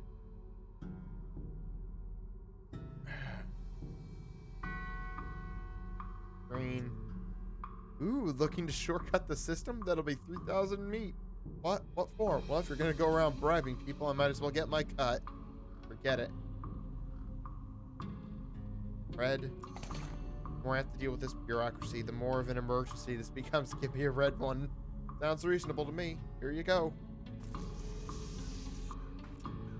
Jeez, finally, I'm here on behalf of the mayor of Breadwood. He needs a permit to do some logging in the area. See, well, that shouldn't be a problem. I'll just need to review the logging records to make sure there is no disqualifying incidents. Go to the Department of Records, it's 2 doors down, and tell them I need the Breadwood file pertaining to logging. Something wrong? Not yet, I'm just steeling myself in anticipation. God damn it. I'm supposed to pick up a file in the town of Breadwood. Oh, you want the Department of Records? It's next door. This is the Adjunct Department of Records. Ah, okay. Thanks. Knock, knock. Department of Records. How can I help you, Mr. Tame? I'm supposed to pick up a file in the town of Breadwood. One moment, please. Breadwood, Applewood, Antiwood, Badwood. Did you mean Bagelwood? No, it's Breadwood. Must be a suburb. Beaverwood, Bestwood, Bitterwood, Bloodwood. Ah, here we are. Breadwood. Which section did you need? Logging records. That section has been downgraded from disuse. You'll need to pick it up from the Adjunct Department of Records next door. Naturally. Bring it back here when you've got it, and I'll put it in an official interdepartment document transfer folder for you. Is that really necessary? Absolutely. You can't transfer documents between departments without an interdepartment document transfer folder. It's unthinkable. Fine, fine. The Department of Records sent me over here to pick up a file. Right, which file? Logging reports for the town of Breadwood. All right, 1 second. Here we are. But what's wrong? All these pages are all loose. I can't give them to you like this. What if they blow away? I'm just taking them next door. They're giving me a documents folder. It'll be fine. No, no. What if there's a freak gust of wind as soon as you leave here? It would be chaos. So what do you propose? Well, fortunately, I happen to be the one person in town officially authorized to use a stapler. So you'll staple them together for me? I'd be glad to. But I don't have a stapler. Of course you don't. Don't worry, all you have to do is go to the Department of Requisitions next door and requisition one. So, I bring you a stapler and you'll give me the file. Yep. Fine. I need to requisition a stapler. Alright, first we'll need to fill out a requisition form. I figured. Last name. Tame. Puddin. Trouble. Let me check your visitor identification. Puddin, Trouble, Tame. Yep, that checks out. Cake, pie. Excuse me? Your dessert preference, cake or pie? Pie? Well, despite that, everything seems to be in order. I'll get this filled. Here's your stapler. Great, thanks. Okay, I got you a stapler. Great. There's nothing better than that new stapler smell. Can I have that locking report now? You bet. Ka-chunk. Here you go, freshly stapled and wind resistant. Thanks. Knock, knock. Okay, I'm back with those papers. Alright, let me just put those in an official interdepartment document transfer folder for you. There you are. Great, thank you. Oh, God, finally. Okay, I got that file for you. Breadwood logging records? Fine, let's have a look. Oh, for the love of... What's wrong? That idiot stapled the pages together right in the middle. This is why we took his damn stapler away in the first place. The file is unreadable. You're going to have to take it back and tell him to unstaple it.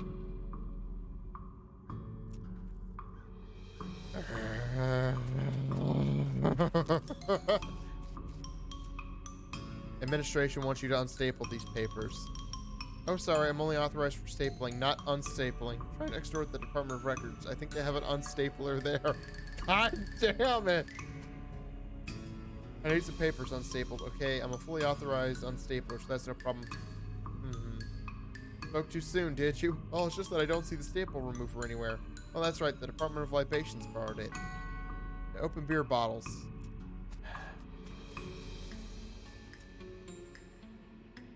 God damn it, I do have to get that whiskey requisition form. Fuck. I'm back for that whiskey requisition form. Here's a transfer envelope. Ooh, a red one. You must really need that drink. Here you go, one whiskey requisition form. God damn it. Ooh, a red transfer envelope. You must be really thirsty. Okay, let's get this filled out. Ah, God.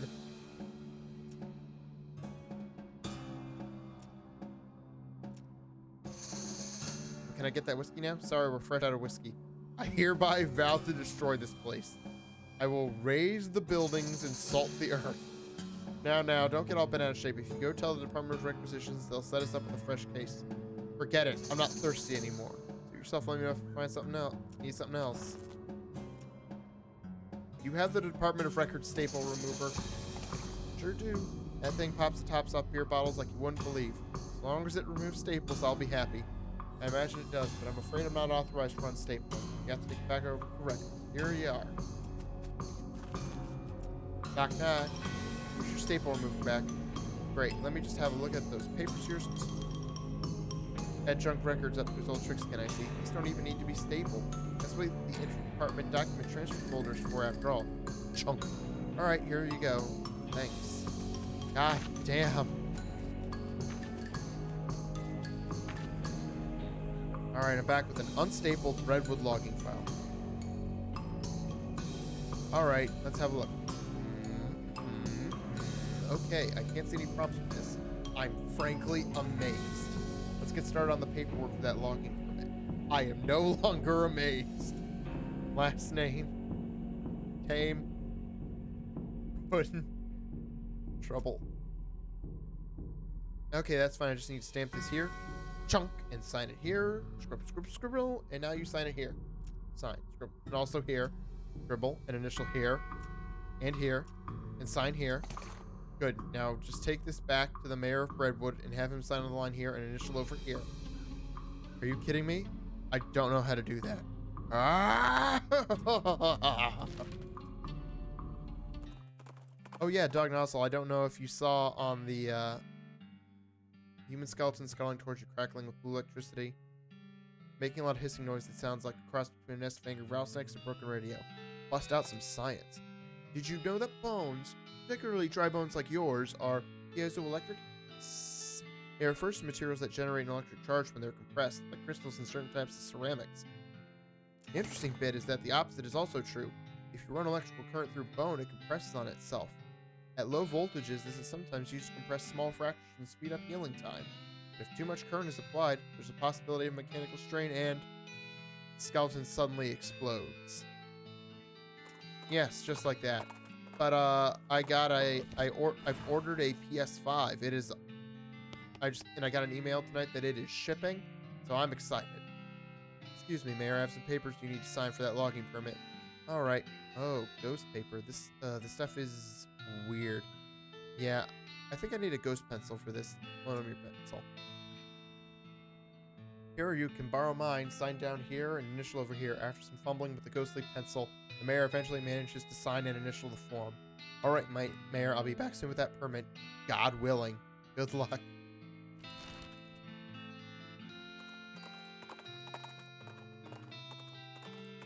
Yeah, PS5 on the way, along with Returnal and Demon Souls Remake.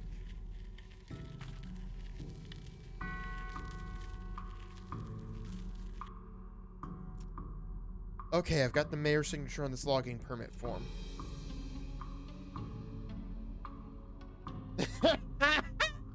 Great, just sign this last line at the bottom where it says receipt. Is something wrong? You cover your face with your hands. I loaned my pencil to the mayor. Oh dear. Excuse me while I go kill everything.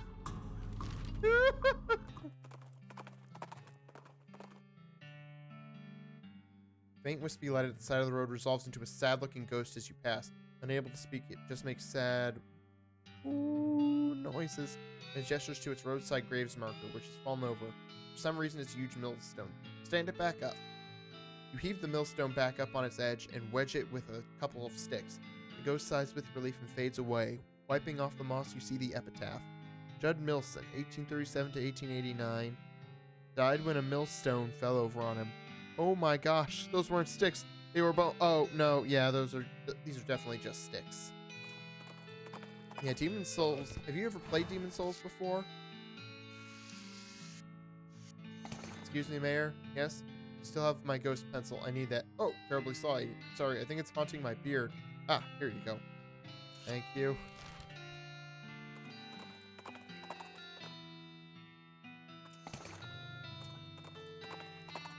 Yeah, so did I. I played it on a roommate's PS3 when I was in college.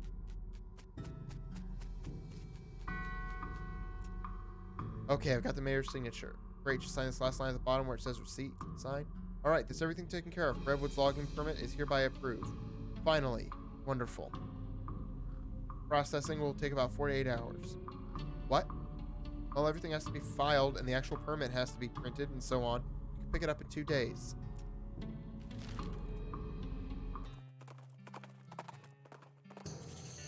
Alexandria Ranch. Keep going.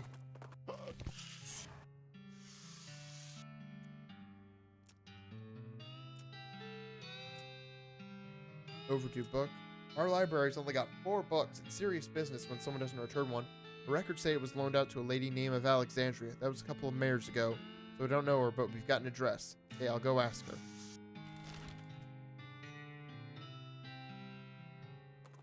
Okay, back to Dirtwater real quick. You leave the Hellcalf to its infernal business and continue on your way. I am not in the mood right now. You dream that you're having a strange conversation with Graham in a canoe. For some reason, your head turns into a dark secret. You wake up quite refreshed. Well, okay then. You wake up refreshed and restored and hungry and sober. Day 3. You get the idea.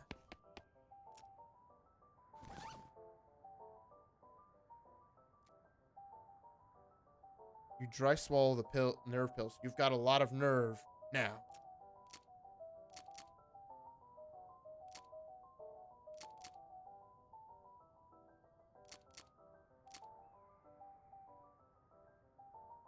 If you don't think about it too much, a pistol is just a more effective syringe. You uncork the laudanum and spill most of it on the ground before drinking the remainder. It's just as well. The whole bottle would definitely have killed you. You gained effect. Laudanum. Oh, good. Then.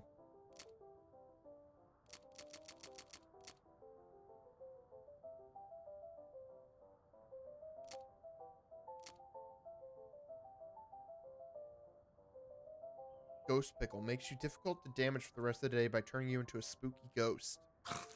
You eat the pickle. You think. It's hard to tell on account of it being only the ghost of a pickle.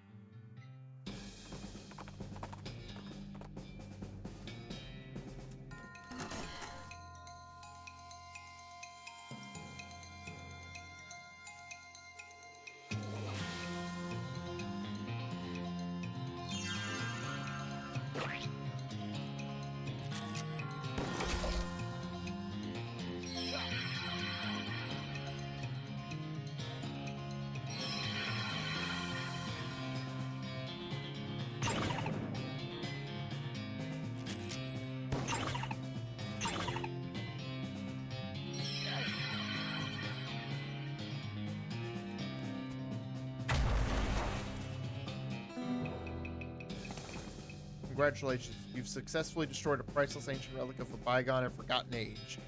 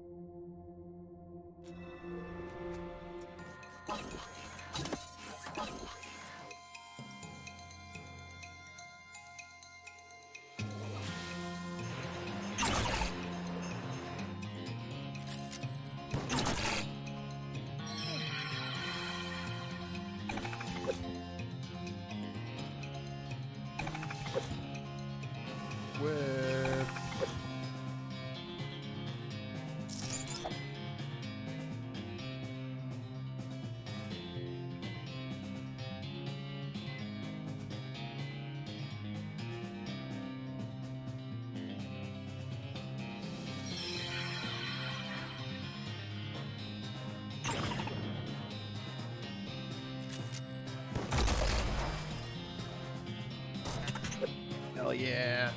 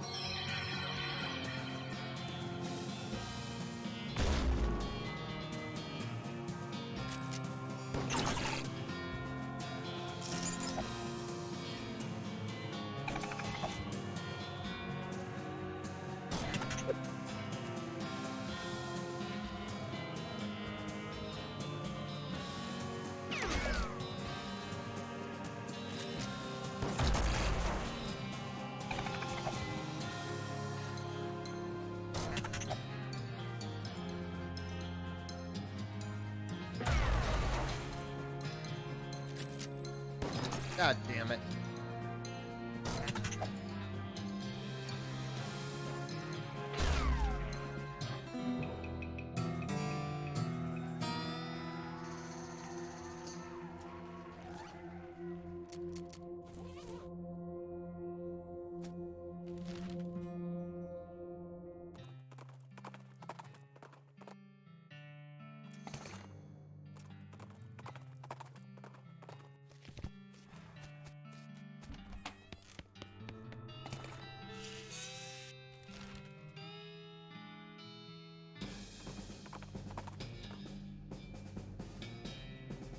Find a liquor cabinet standing in the woods. Maybe there used to be a house around it. Try opening it to find it to be locked. Oh, that's probably why it didn't get stolen by whoever stole the walls.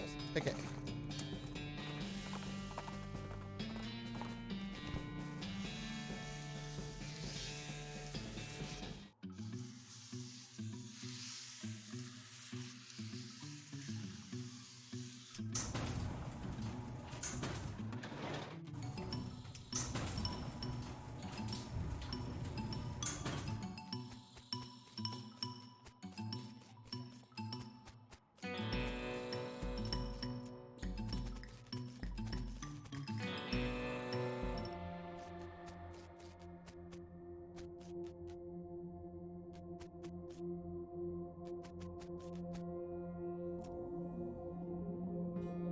The machine hums to life. The screen says Cholacho offline, and there's a button at the bottom labeled Deve Cholacho. New voice says Cholacho online. El Vibrato Ruin. There's a piece here that's pretty obviously broken. Glowing letters read North Central Nona Bay Reactor offline. Big cylinder on top of this big rectangle. Take it. You should replace it with the cylinder. It's purring like a kitten, a giant, untrustworthy alien mechanical kit. North Central Reactor online. This cave-in looks like it happened a long, long time ago.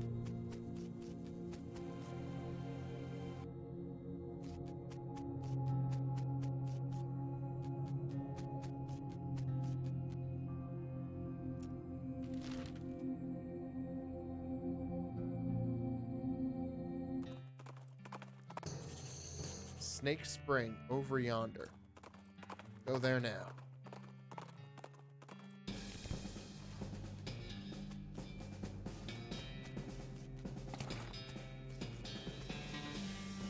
An endless stream of snakes pours out of a hole in the canyon. Grab a big one.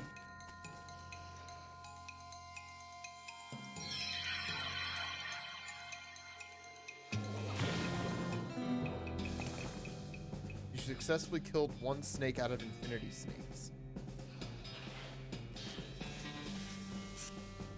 Grab a handful.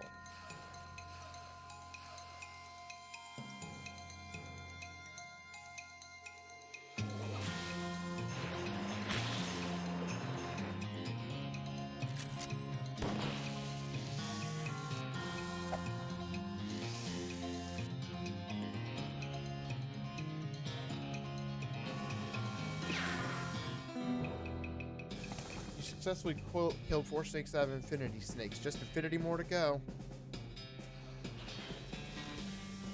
Alright, Back to the professor. There's a skull just sort of rolling down the road towards you, like directly toward you, and when you step to one side, it swerves to match. A tumble skull.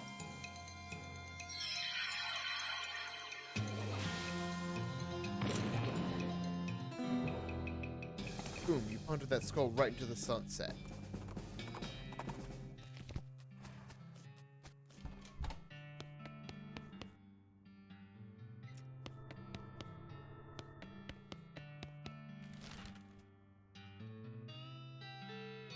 Okay.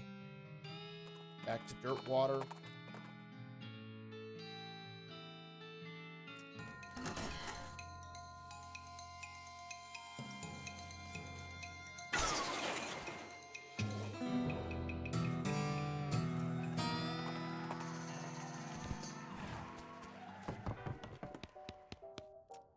You dream that you're painting a self-portrait in a spooky old house, and then you hear a porcelain doll whisper your name. You wake up ready to face a new day. Day 4.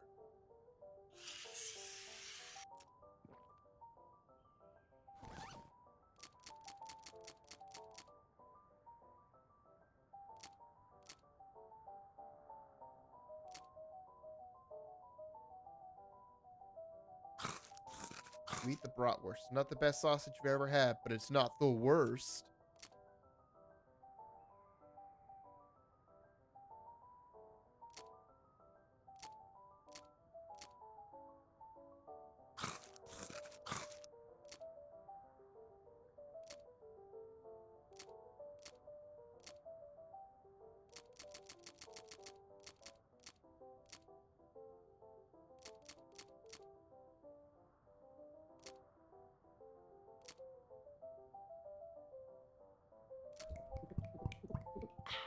You drink the bourbon. It takes a little bit of it, a while for you to feel the effects because the bread soaked up a lot of it.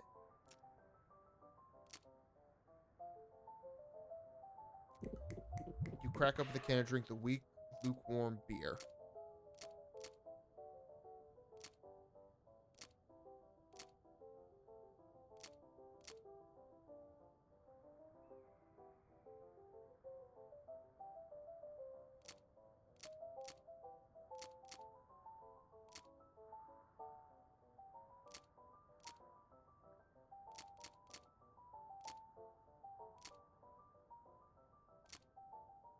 Suck on the lollipop. There's a lot of layers to its flavor.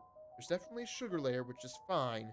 But then there's a fish layer and a coffee grounds layer and then a cardboard layer. And at this point, you're pretty sure this is just a ball of garbage.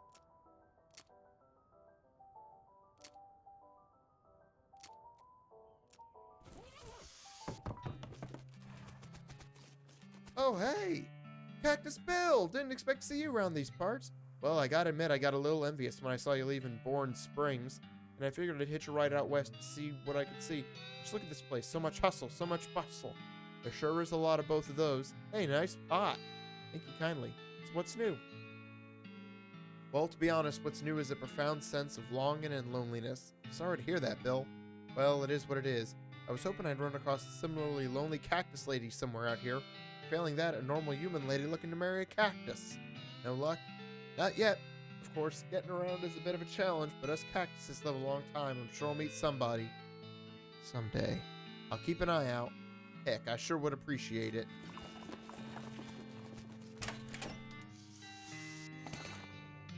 Ooh, package. I'd like to send a postcard. Write a quick note to Rufus. Alright.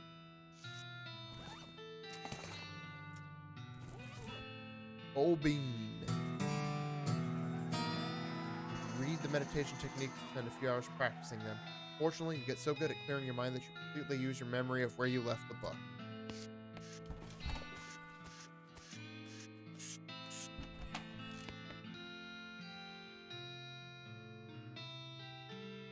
Doc, nice to see you. What's new, Doug? The brewer that moved in next door loves my products, and I love his, and we collaborate on a new kind of hot dog. Interesting. A beer-battered hot dog. This hot dog has been insulated from the elements via the application of a layer of spent grain from a brewery.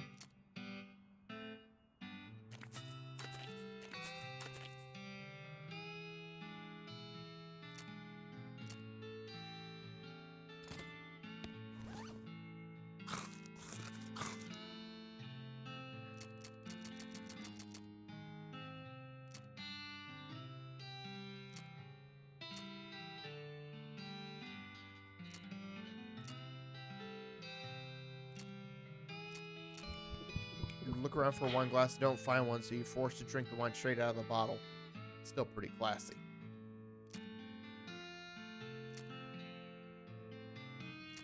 I'm holding on to that until I need it.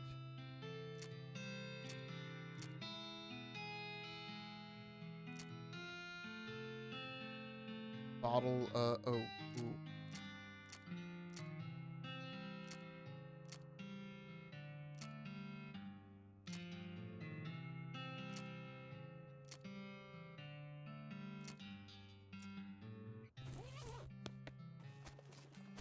Liquid Bread Brewing Company. Oh, hey, it's you. Thanks for telling me about this place instead of arresting me. Or shooting me in the head and then arresting me. No problem. I'm not really a bounty hunter anyway. Just looking to help people out. Well, you sure did help me out. I really appreciate the opportunity. Things are going pretty well. Not a single yeast monster yet. What can I get you?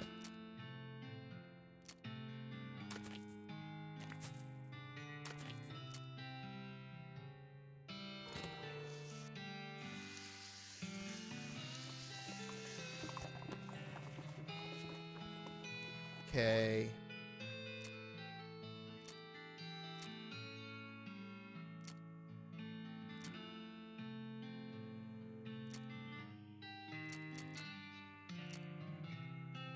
Haha.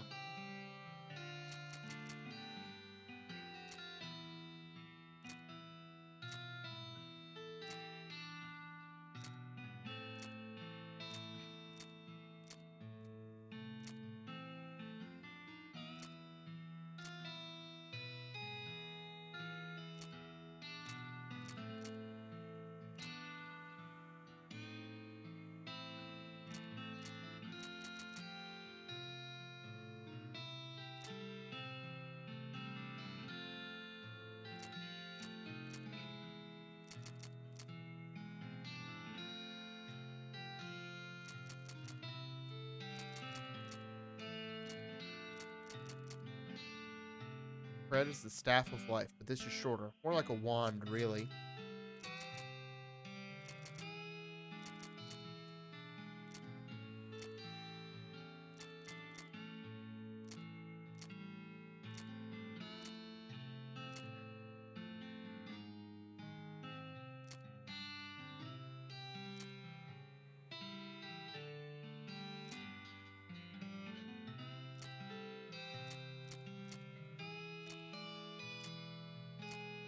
Okay.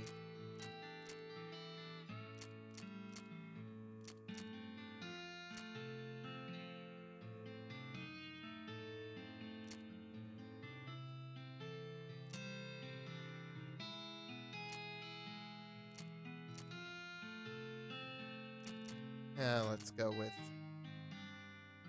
that.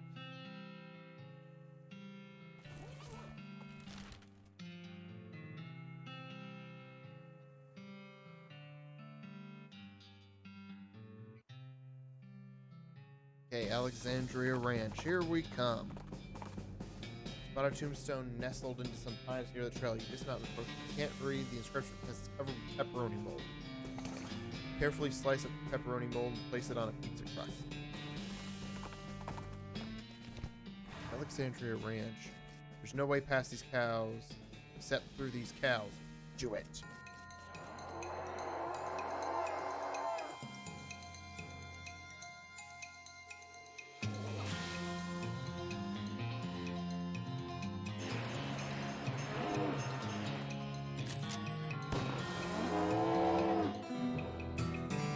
You insisted that those little dogies get along.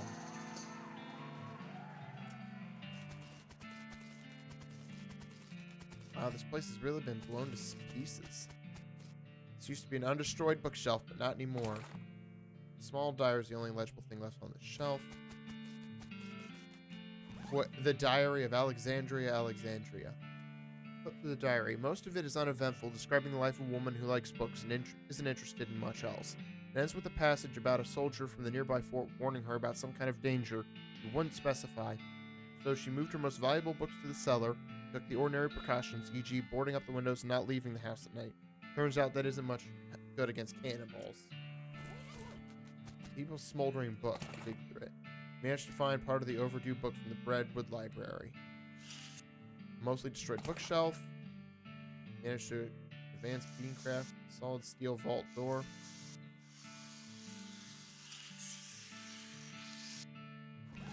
You've already learned all the techniques in this book, but you do manage to pick up some tips and tricks from those the previous owner left in the margins. Find a library and donate the book to it. Paying it forward. Oh, Tombstone Pizza. Fort Treason, while we're up here. Demi-culverin cannon. Look at the cannon. It's a fine cannon. Demi-culverin in size. Insert your cannonball. Look through the rangefinder on the cannon, but you can't see any indication of anything you want to shoot at. Decide not to waste the ball. Seems rational.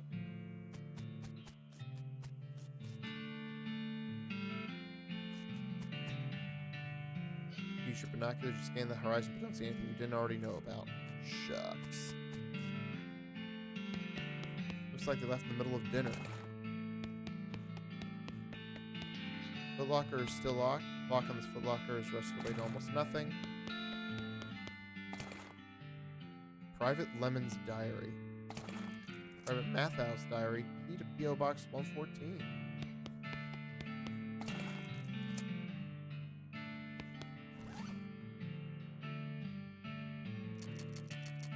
The battered and dog-eared army issue diary that covers this private Mathhouse, very legible in a collage of gravy stains. Most of Private Mathau's diaries, empty pages, ink splotches, and latrine duty again, blah, blah, blah. Near the end, though, you start to see notes about the force commanding officer, Captain Simon, going off the deep end. As Mathau puts it, being stuck out here in the middle of nowhere doing nothing is driving the captain freaking bug nuts. When the captain eventually decided that a nearby ranch, occupied by a solitary woman and her book collection, was actually an enemy spy outpost, Mathau felt compelled to warn the woman, but was too worried about getting court-martialed to give her any specific details of the looming threat.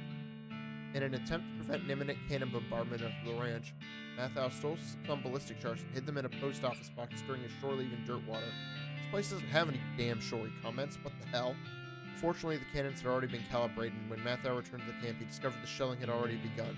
His last entry, he declares his intention to start a mutiny, but the diary ends there with no conclusion to the story. Private Lemon. Private Lemon's diary is pretty dry, not very interesting, just lists the day-to-day duties of a straight-laced soldier up in the hills without anything to fight. Toward the end, though, it starts to mention their commanding officer, Captain Simon, becoming increasingly agitated and convinced that a nearby ranch is being used as a spy outpost. Lemon doesn't sound convinced, but as one annoyingly vague entry puts it, orders are orders.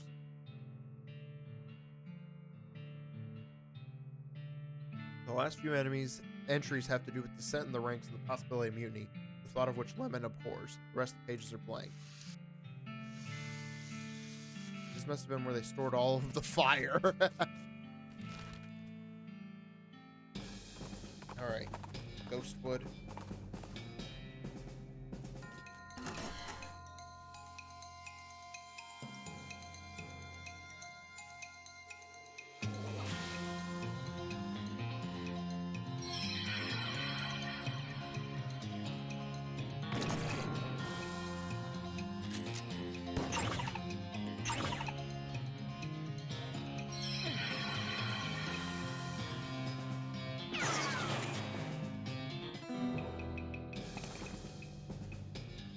Put that robot out of its misery or boredom, or I guess just existence if you prefer not to personify it.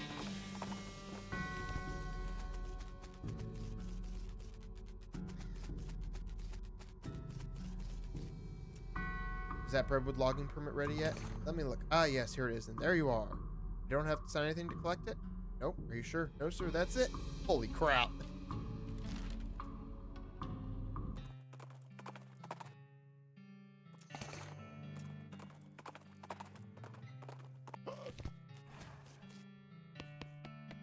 Were you able to find that missing library book? Well, half of it. Oh, that's a real bagel biter. Oh well, everyone mostly skipped the words, just looked at the pictures anyway. Mostly just the bottom half of the pictures, so that's alright. These captions are still there, I guess? Managed to get that logging permit yet? Yes, finally. Well, that is definitely going to improve the situation around here. Thank you. I just hope to never see another form again. Now, about that lumber. Alright, well, you've helped me out quite a bit, so I reckon I could set you up with what you need for that bridge. Thanks. The missing bread. Baker boys cleaned our bank right out, and that's not a bit fabulous if you ask me. Unfortunately, they haven't been too secretive about the location of their hideout. You get our bread back? I mean, the place is called Breadwood. You have to have some bread.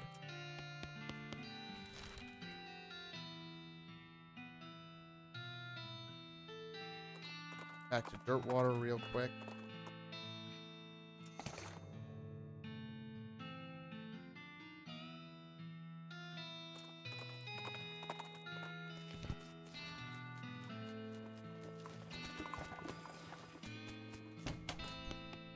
You find P.O. Box 114, for which you found the key at Fort Treason. You open the box. It's empty except for a single sheet of cardstock with columns of numbers on it in tiny print.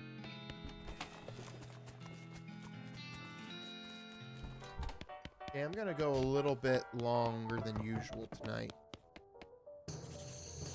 See, the smoking room is a ranch near the northern horizon.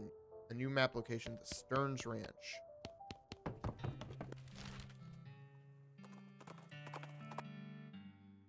As you're riding towards your destination, you pass by a building in which a barn dance is happening. I guess that makes it a barn.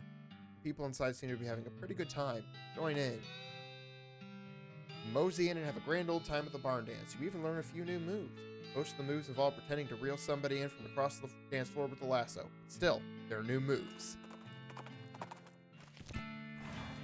Needle.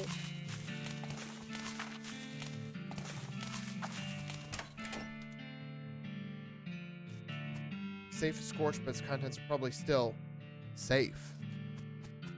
Pile of loose boards. There's just the food on the shelf. There's a weird cow-shaped stain on the wall.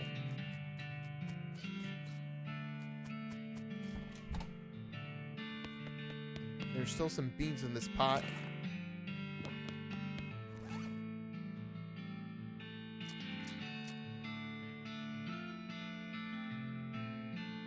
Quest items.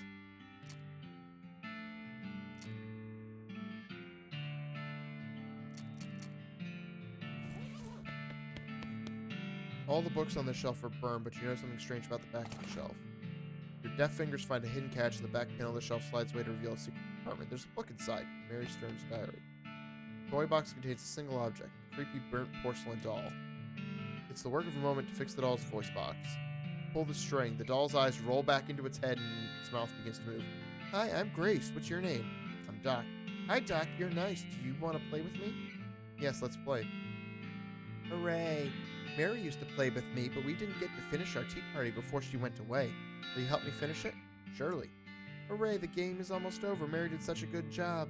The doll's eyes roll back forward. Go downstairs and get my cup. Do you know the magic word to make the mean cow let you into a secret room? No, what is it? The magic word is peanut butter. The doll goes silent. Got it. Peanut butter. You shudder as you realize that talking dolls haven't been invented yet.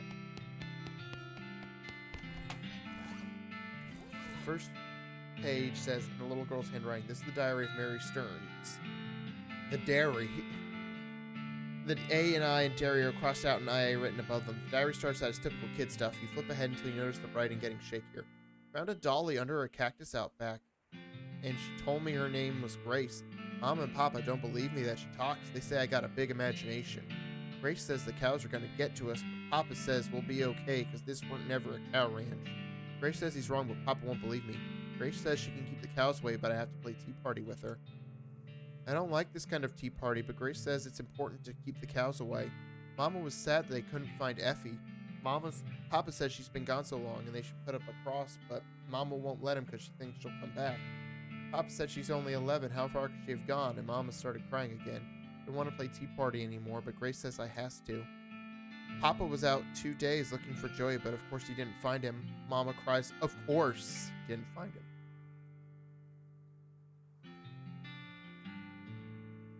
Mama cries so much. I tried to tell her him and Effie are helping keep the cows away, but she don't understand. I told Grace I'm not playing tea party again, but she says I gotta. And if I don't, cows will eat all three of us. She said either I get Mama or Papa to play, or else I gotta play by myself. That's the last entry. There's a whisper peanut butter.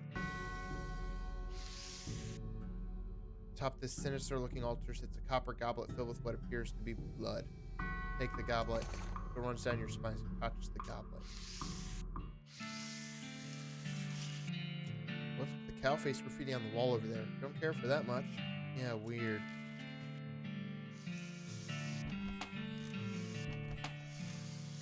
Crate. Jethro Stearns, devoted father, died 1895. Looks like Jethro's bones were dug up by some varmint or another. Flowers smoking. Gwendolyn Stearns, devoted mother, died 1895. Mary Stearns died February 18th, 1894. In the smoke and the noise, you're guessing that the contents of this outhouse are more dangerous than average outhouse contents.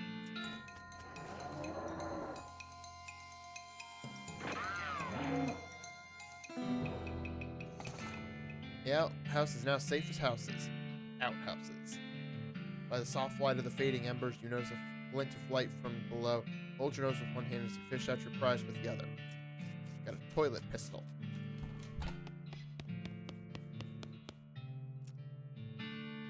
Grace's eyes begin to glow. My tea! We could finish our tea party now. Sure, why not? Carefully pour the blood from the goblet into Grace's mouth.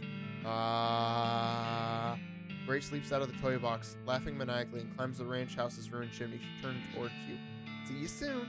She leaps to the ground behind the house and scampers off to the northwest. That's probably fine.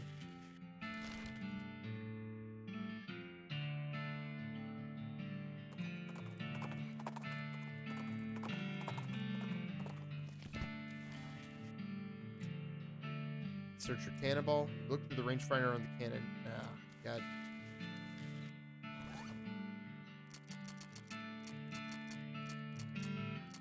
This char's full of details on the precision firing of the demi-culverin artillery cannon. You know what? I bet that cannon could blow the vault door to Alexandria Ranch open if you could figure out a way to target it. Good idea.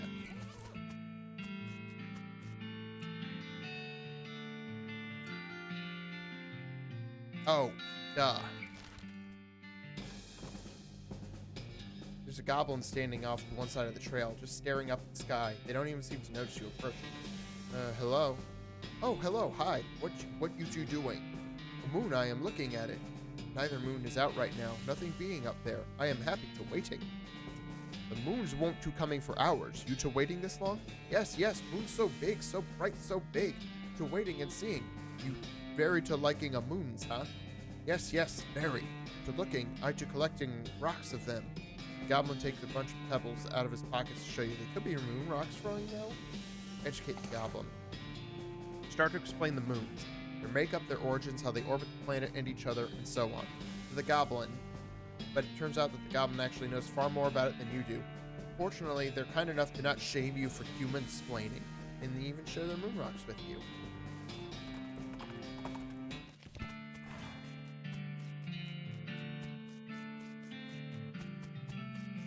Place the targeting flare. There we go.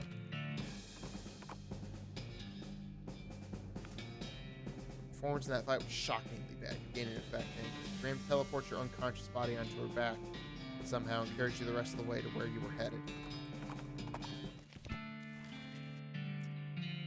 Search your cannonball. Here for the rangefinder, distance smoke of your targeting flare. Consult the ballistics chart and turn the little knobs and cranks and stuff to the appropriate places. Root around your pack and find a match. Light it up. Boom! If that didn't open the vault door, then those grapes are probably sour anyway.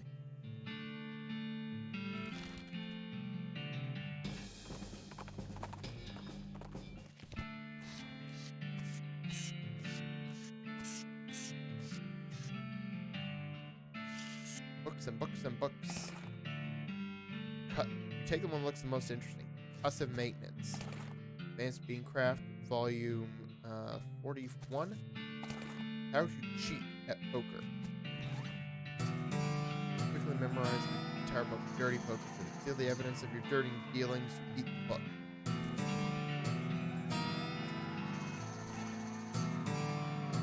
You get a perk. Percussive Maintenance. Time to get smacking. When you're done reading it, you notice that the book's spine is cracked. You try to fix it by hitting it really hard, but you just end up just smashing the book out of it. Oops. Greatest love poem ever written. Rich vein, poor vein, gold medal, silversmithing.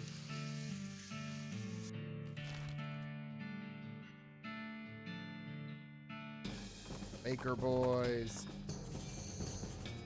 Graham's ears perk up and she suddenly fears off course. You approach a weird clearing full of piles of rocks that make your ears ring somehow. The West Pole.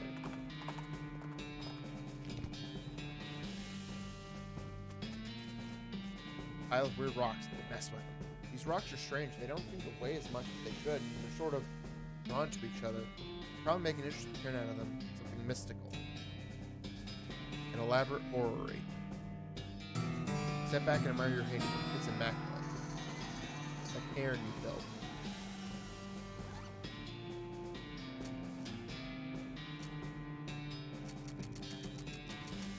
Where the ley line diagram. This diagram is surprisingly comprehensible. You stick it into your necromancer journal.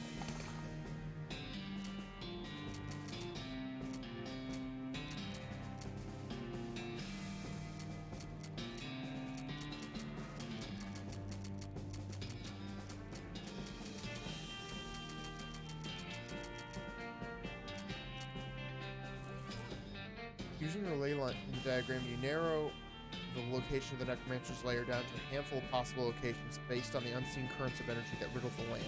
It's like found a cryptic note about hell cow energy. The necromancer's lair must be near that crazy portal you found at Hellstrom Ranch. Eureka! You found that discipline slip that measured dangerous mushrooms. It said there's a patch of Mortis or Striatus near the lair. Death oysters! They're only grown in a narrow band between the big canyon and the mountains. That narrows it down. Looks like that's everything you got so far. Alrighty.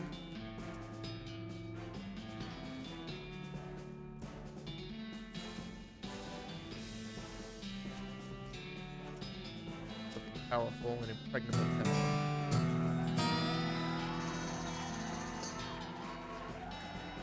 Cheek gesture. You got a perk, heavy trigger finger. Hell yeah!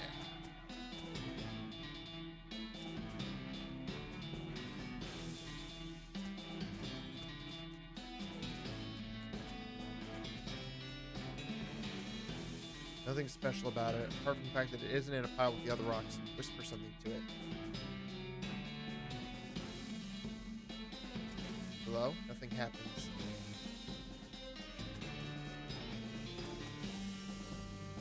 Pick it up. Oof, it's way heavier than it looked. Can't budge it at all. Weird.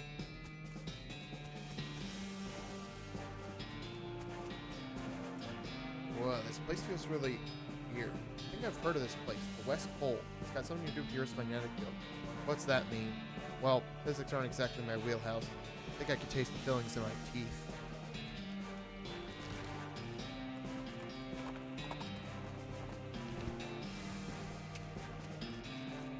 This bakery has definitely seen butter days.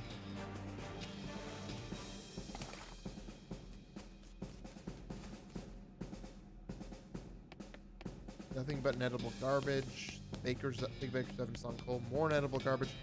Nope, this garbage is also inedible. These teenagers seem dispirited and are trying to drown their sorrows with big mugs of water. Maybe they misunderstood the idiom. Hey, you boys wouldn't know about some bread that went missing, would you? Ah, nuts. I told you we'd get in trouble, Billy. Shut up, Jerry. Way to just blab everything, dude. Calm down, you two. The mayor just wants his bread back. Hand it over and the trouble you're in will be minimal. It ain't that simple, mister. You sold that bread for meat to start up this bakery. Why? Because we wanted to make something of our lives. Everyone in Breadwood is just bums. Plus, like, everyone needs bread, right? So we figured we'd make it big. Okay, well, no problem. You take the mayor the bread you've made and call it even. Oh yeah, no problem. Except for the fact that we don't know a dang thing about making bread, it turns out. All we ended up with is weird lumps. Aw, that ain't true, Billy. The last loaf we tried was almost right. Yeah, sure, that one was nearly edible, but we're practically out of ingredients. Maybe I can help.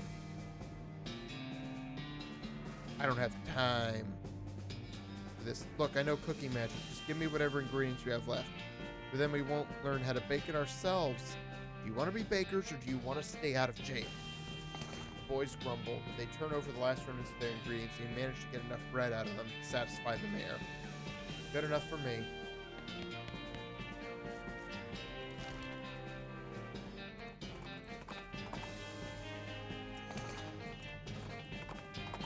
Yeah, I'm just skipping through the random encounter stuff I've already gotten. Did you get our bread back from those miserable baker boys? Sure did. Thank goodness for that. Another missed payday would have cost a riot for sure. The mayor looks pretty relaxed now that the camp only has one problem.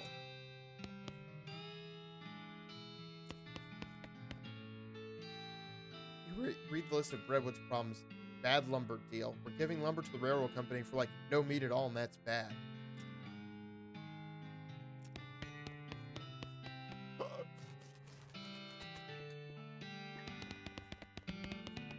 It's a post.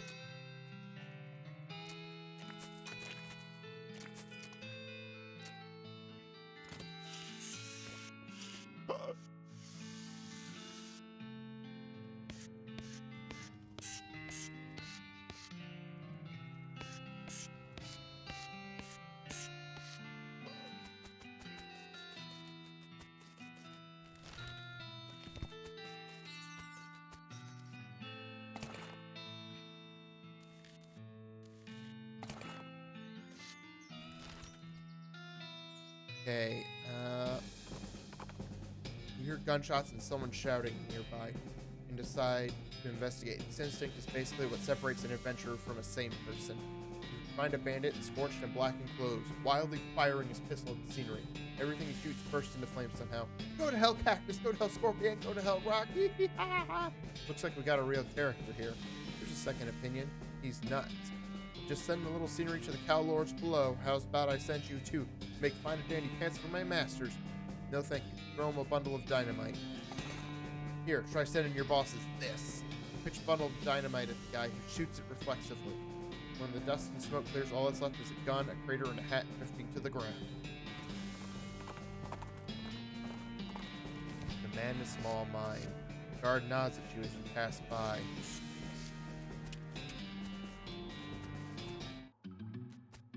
Cultist ignores you. You want to stop looking at the spiral right now.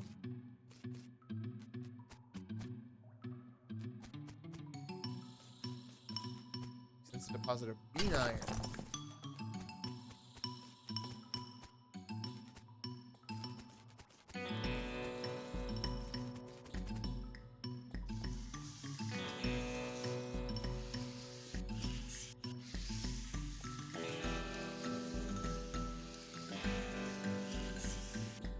Says, Dear Jeff, the big guy says to stay out of here. Please praise be Roberta. Sincerely, Jeff.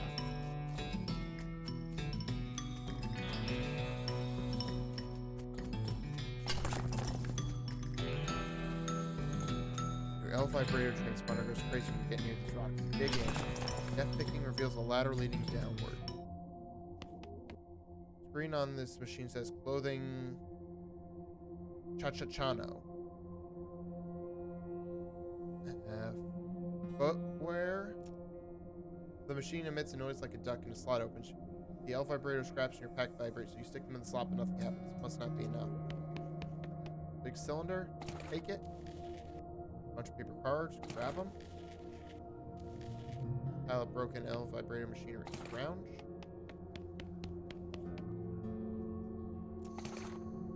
The machine emits an after 10, the slot closes and reopens, having converted your garbage into boots.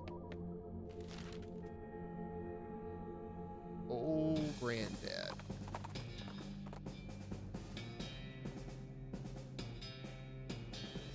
Come across the deserted campsite. There are signs of a struggle, but the only intact object is a crate with military stencils on it. I think they're military, at least. It's hard to tell with all the mushrooms. Oh yeah, the crate is also like covered with mushrooms. I kind of buried the lead there. Looks pretty flimsy, but you're not 100% sure you want to touch it. You pry the lid off the crate, being careful to avoid the mushrooms, just in case, and grab the supplies at the side. Wow, there's a lot of stuff in there. Keep looting. Now let's get back on the trail, soldier. Sir, yes, sir. Look at the size of that thing. That's an extremely large cactus over there. Must be the place Roy Bean was talking about. Unless there's two utterly gigantic cactuses out here. That would be surprising and potentially embarrassing.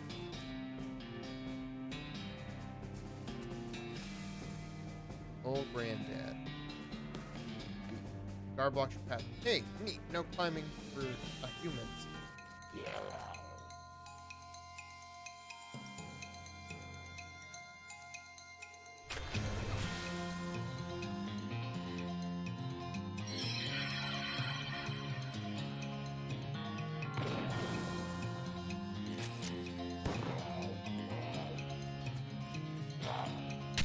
Ooh!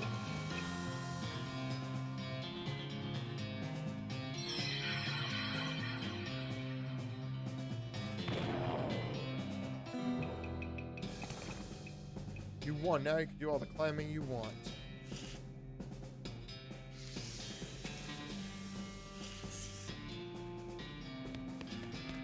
Gash in the wall of the cactus here, revealing a vein of sticky purple goo. Pile of goblin junk. There's another goblin here blocking another ladder. Hello, no climbing for humans. Too bad. Can I bribing you for letting me climbing? Oh, okay. What do you want? Cactus syrup. The delicious vein is being in the other room, but had losing my tap. Okay, I'm being right back. Hello, having a syrup?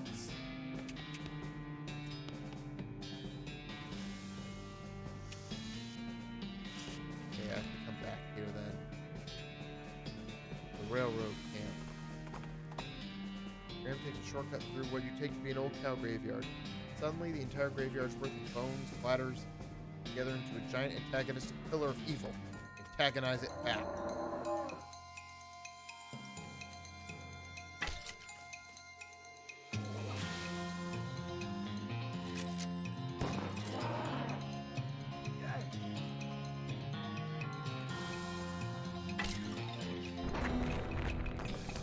Ashes to ashes, dust to dust. Pillar of cow bones to pile of pulverized cow bones.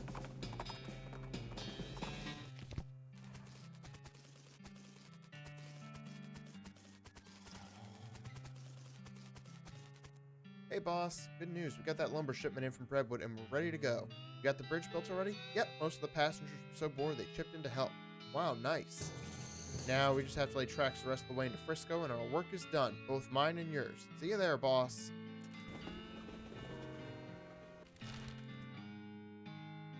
Let me check that the buffalo pile again. Fort of Darkness. Near to where you were headed. What the holy crap is this? You never heard of the buffalo pile? It's a huge burial mound where early settlers put their dead. Since they had a ton of buffalo bones left over from killing and eating them all, that's what they buried him in. What? Well, I was just thinking, I wouldn't have expected there to be a big hole in the side of it like that. What do you think we should do next? Well, we've nearly made it to Frisco. Why don't we go and have a look around the place? Any other ideas? Alice reminds you that Roy Bean wants you to recover his stolen jelly beans from the goblins living in the giant cactus near his house. Alice says you should take that owl skeleton picture back to that fella in the Breadwood bunkhouse. Okay, let's do that real quick.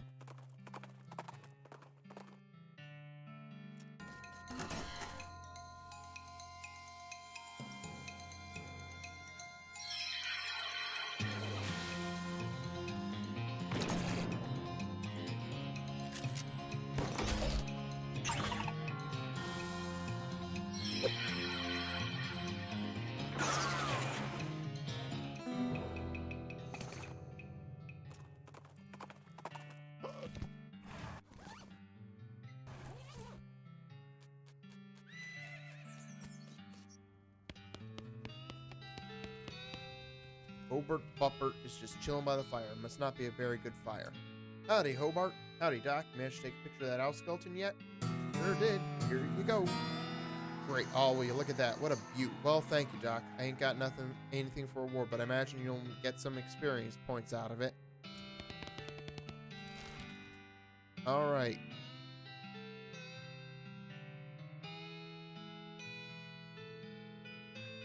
On to Frisco for now.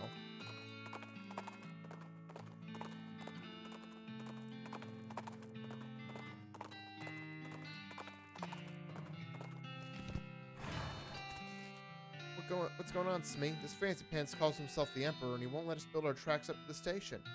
Can you see if you could talk some sense into him? I'm on it. Who the heck are you? I'm Emperor Norton. I'm in charge of the city and you can't build any train tracks here without my permission. And Emperor? Where's your crown then? As it happens, I lost my dang crown. Fool thing didn't fit right anyway. But without it, I can't issue you any official permits, and that means no rails for you, unless, of course, you were to give me a new crown. A properly fitting one. I don't have any crowns, sorry. Well, I guess that just tears it, don't it? So not only do you not get that permit, but also... He reaches into his pocket and grabs a handful of powder, which he throws in your face. Your eyes burn. Ha! Haven't tasted my famous antivirus, sucker. Your vision goes over and you pass out. What was that? When you come to, Norton is gone and so is the train. Uh-oh. Oh, it's the antivirus. Where'd that train go? That lunatic stole it. He drove it off somewhere into the desert. Norton's gone off the rails. He points to a set of deep ruts off to the side of the railroad tracks. You walk over to investigate, but you can't see it because of this weird hexagon thing your eyes are doing. You should probably get that checked out, boss. That Norton fellow said something about an antivirus. Maybe someone around here knows something about it? Yeah, probably.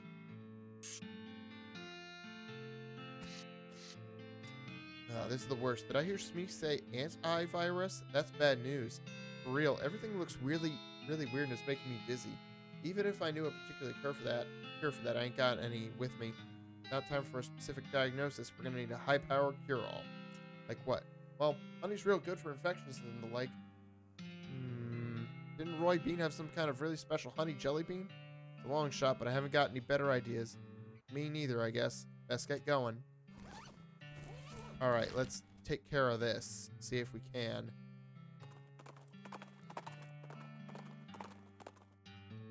Cross paths with Warner and Sally again. Not now.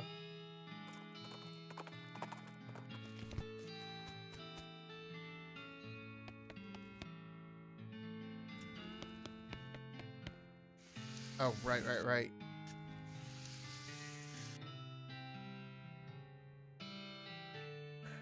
Does this jelly bean really cost 6,000 meat? Well, normally it does, yes, but I guess seeing as how you helped me out with them bandits, I reckon I could drop the price to 4,000. It's a little better, I guess.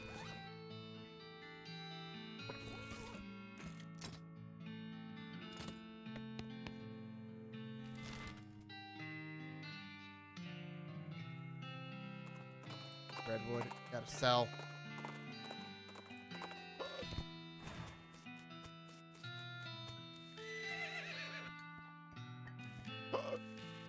No.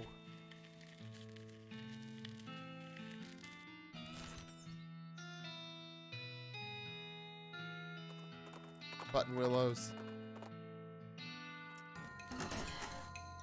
Oh, God.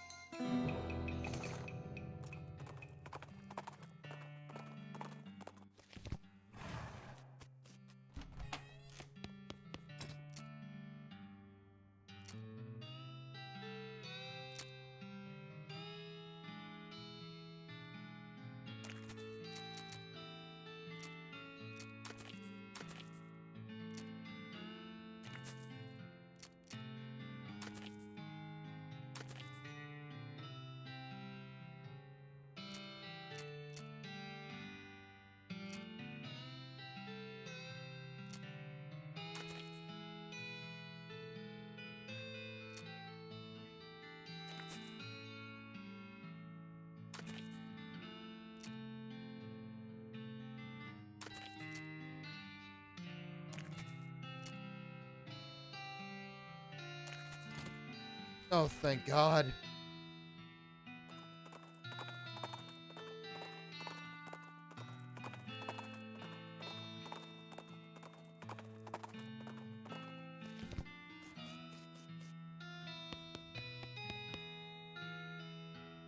You hand over the slightly less exorbitant amount of meat and get the jelly bean.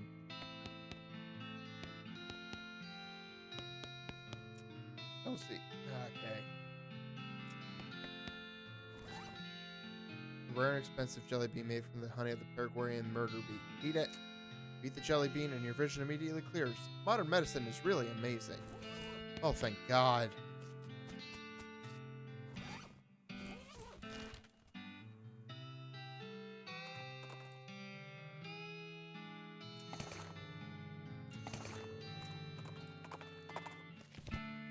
Okay, that's where I'm gonna leave it for tonight. Okay.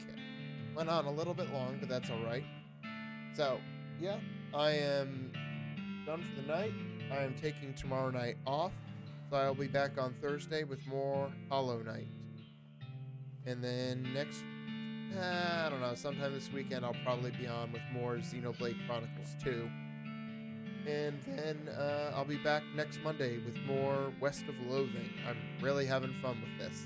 So, thank you all for watching. Have a good night and have a good week until I see you again. Goodbye.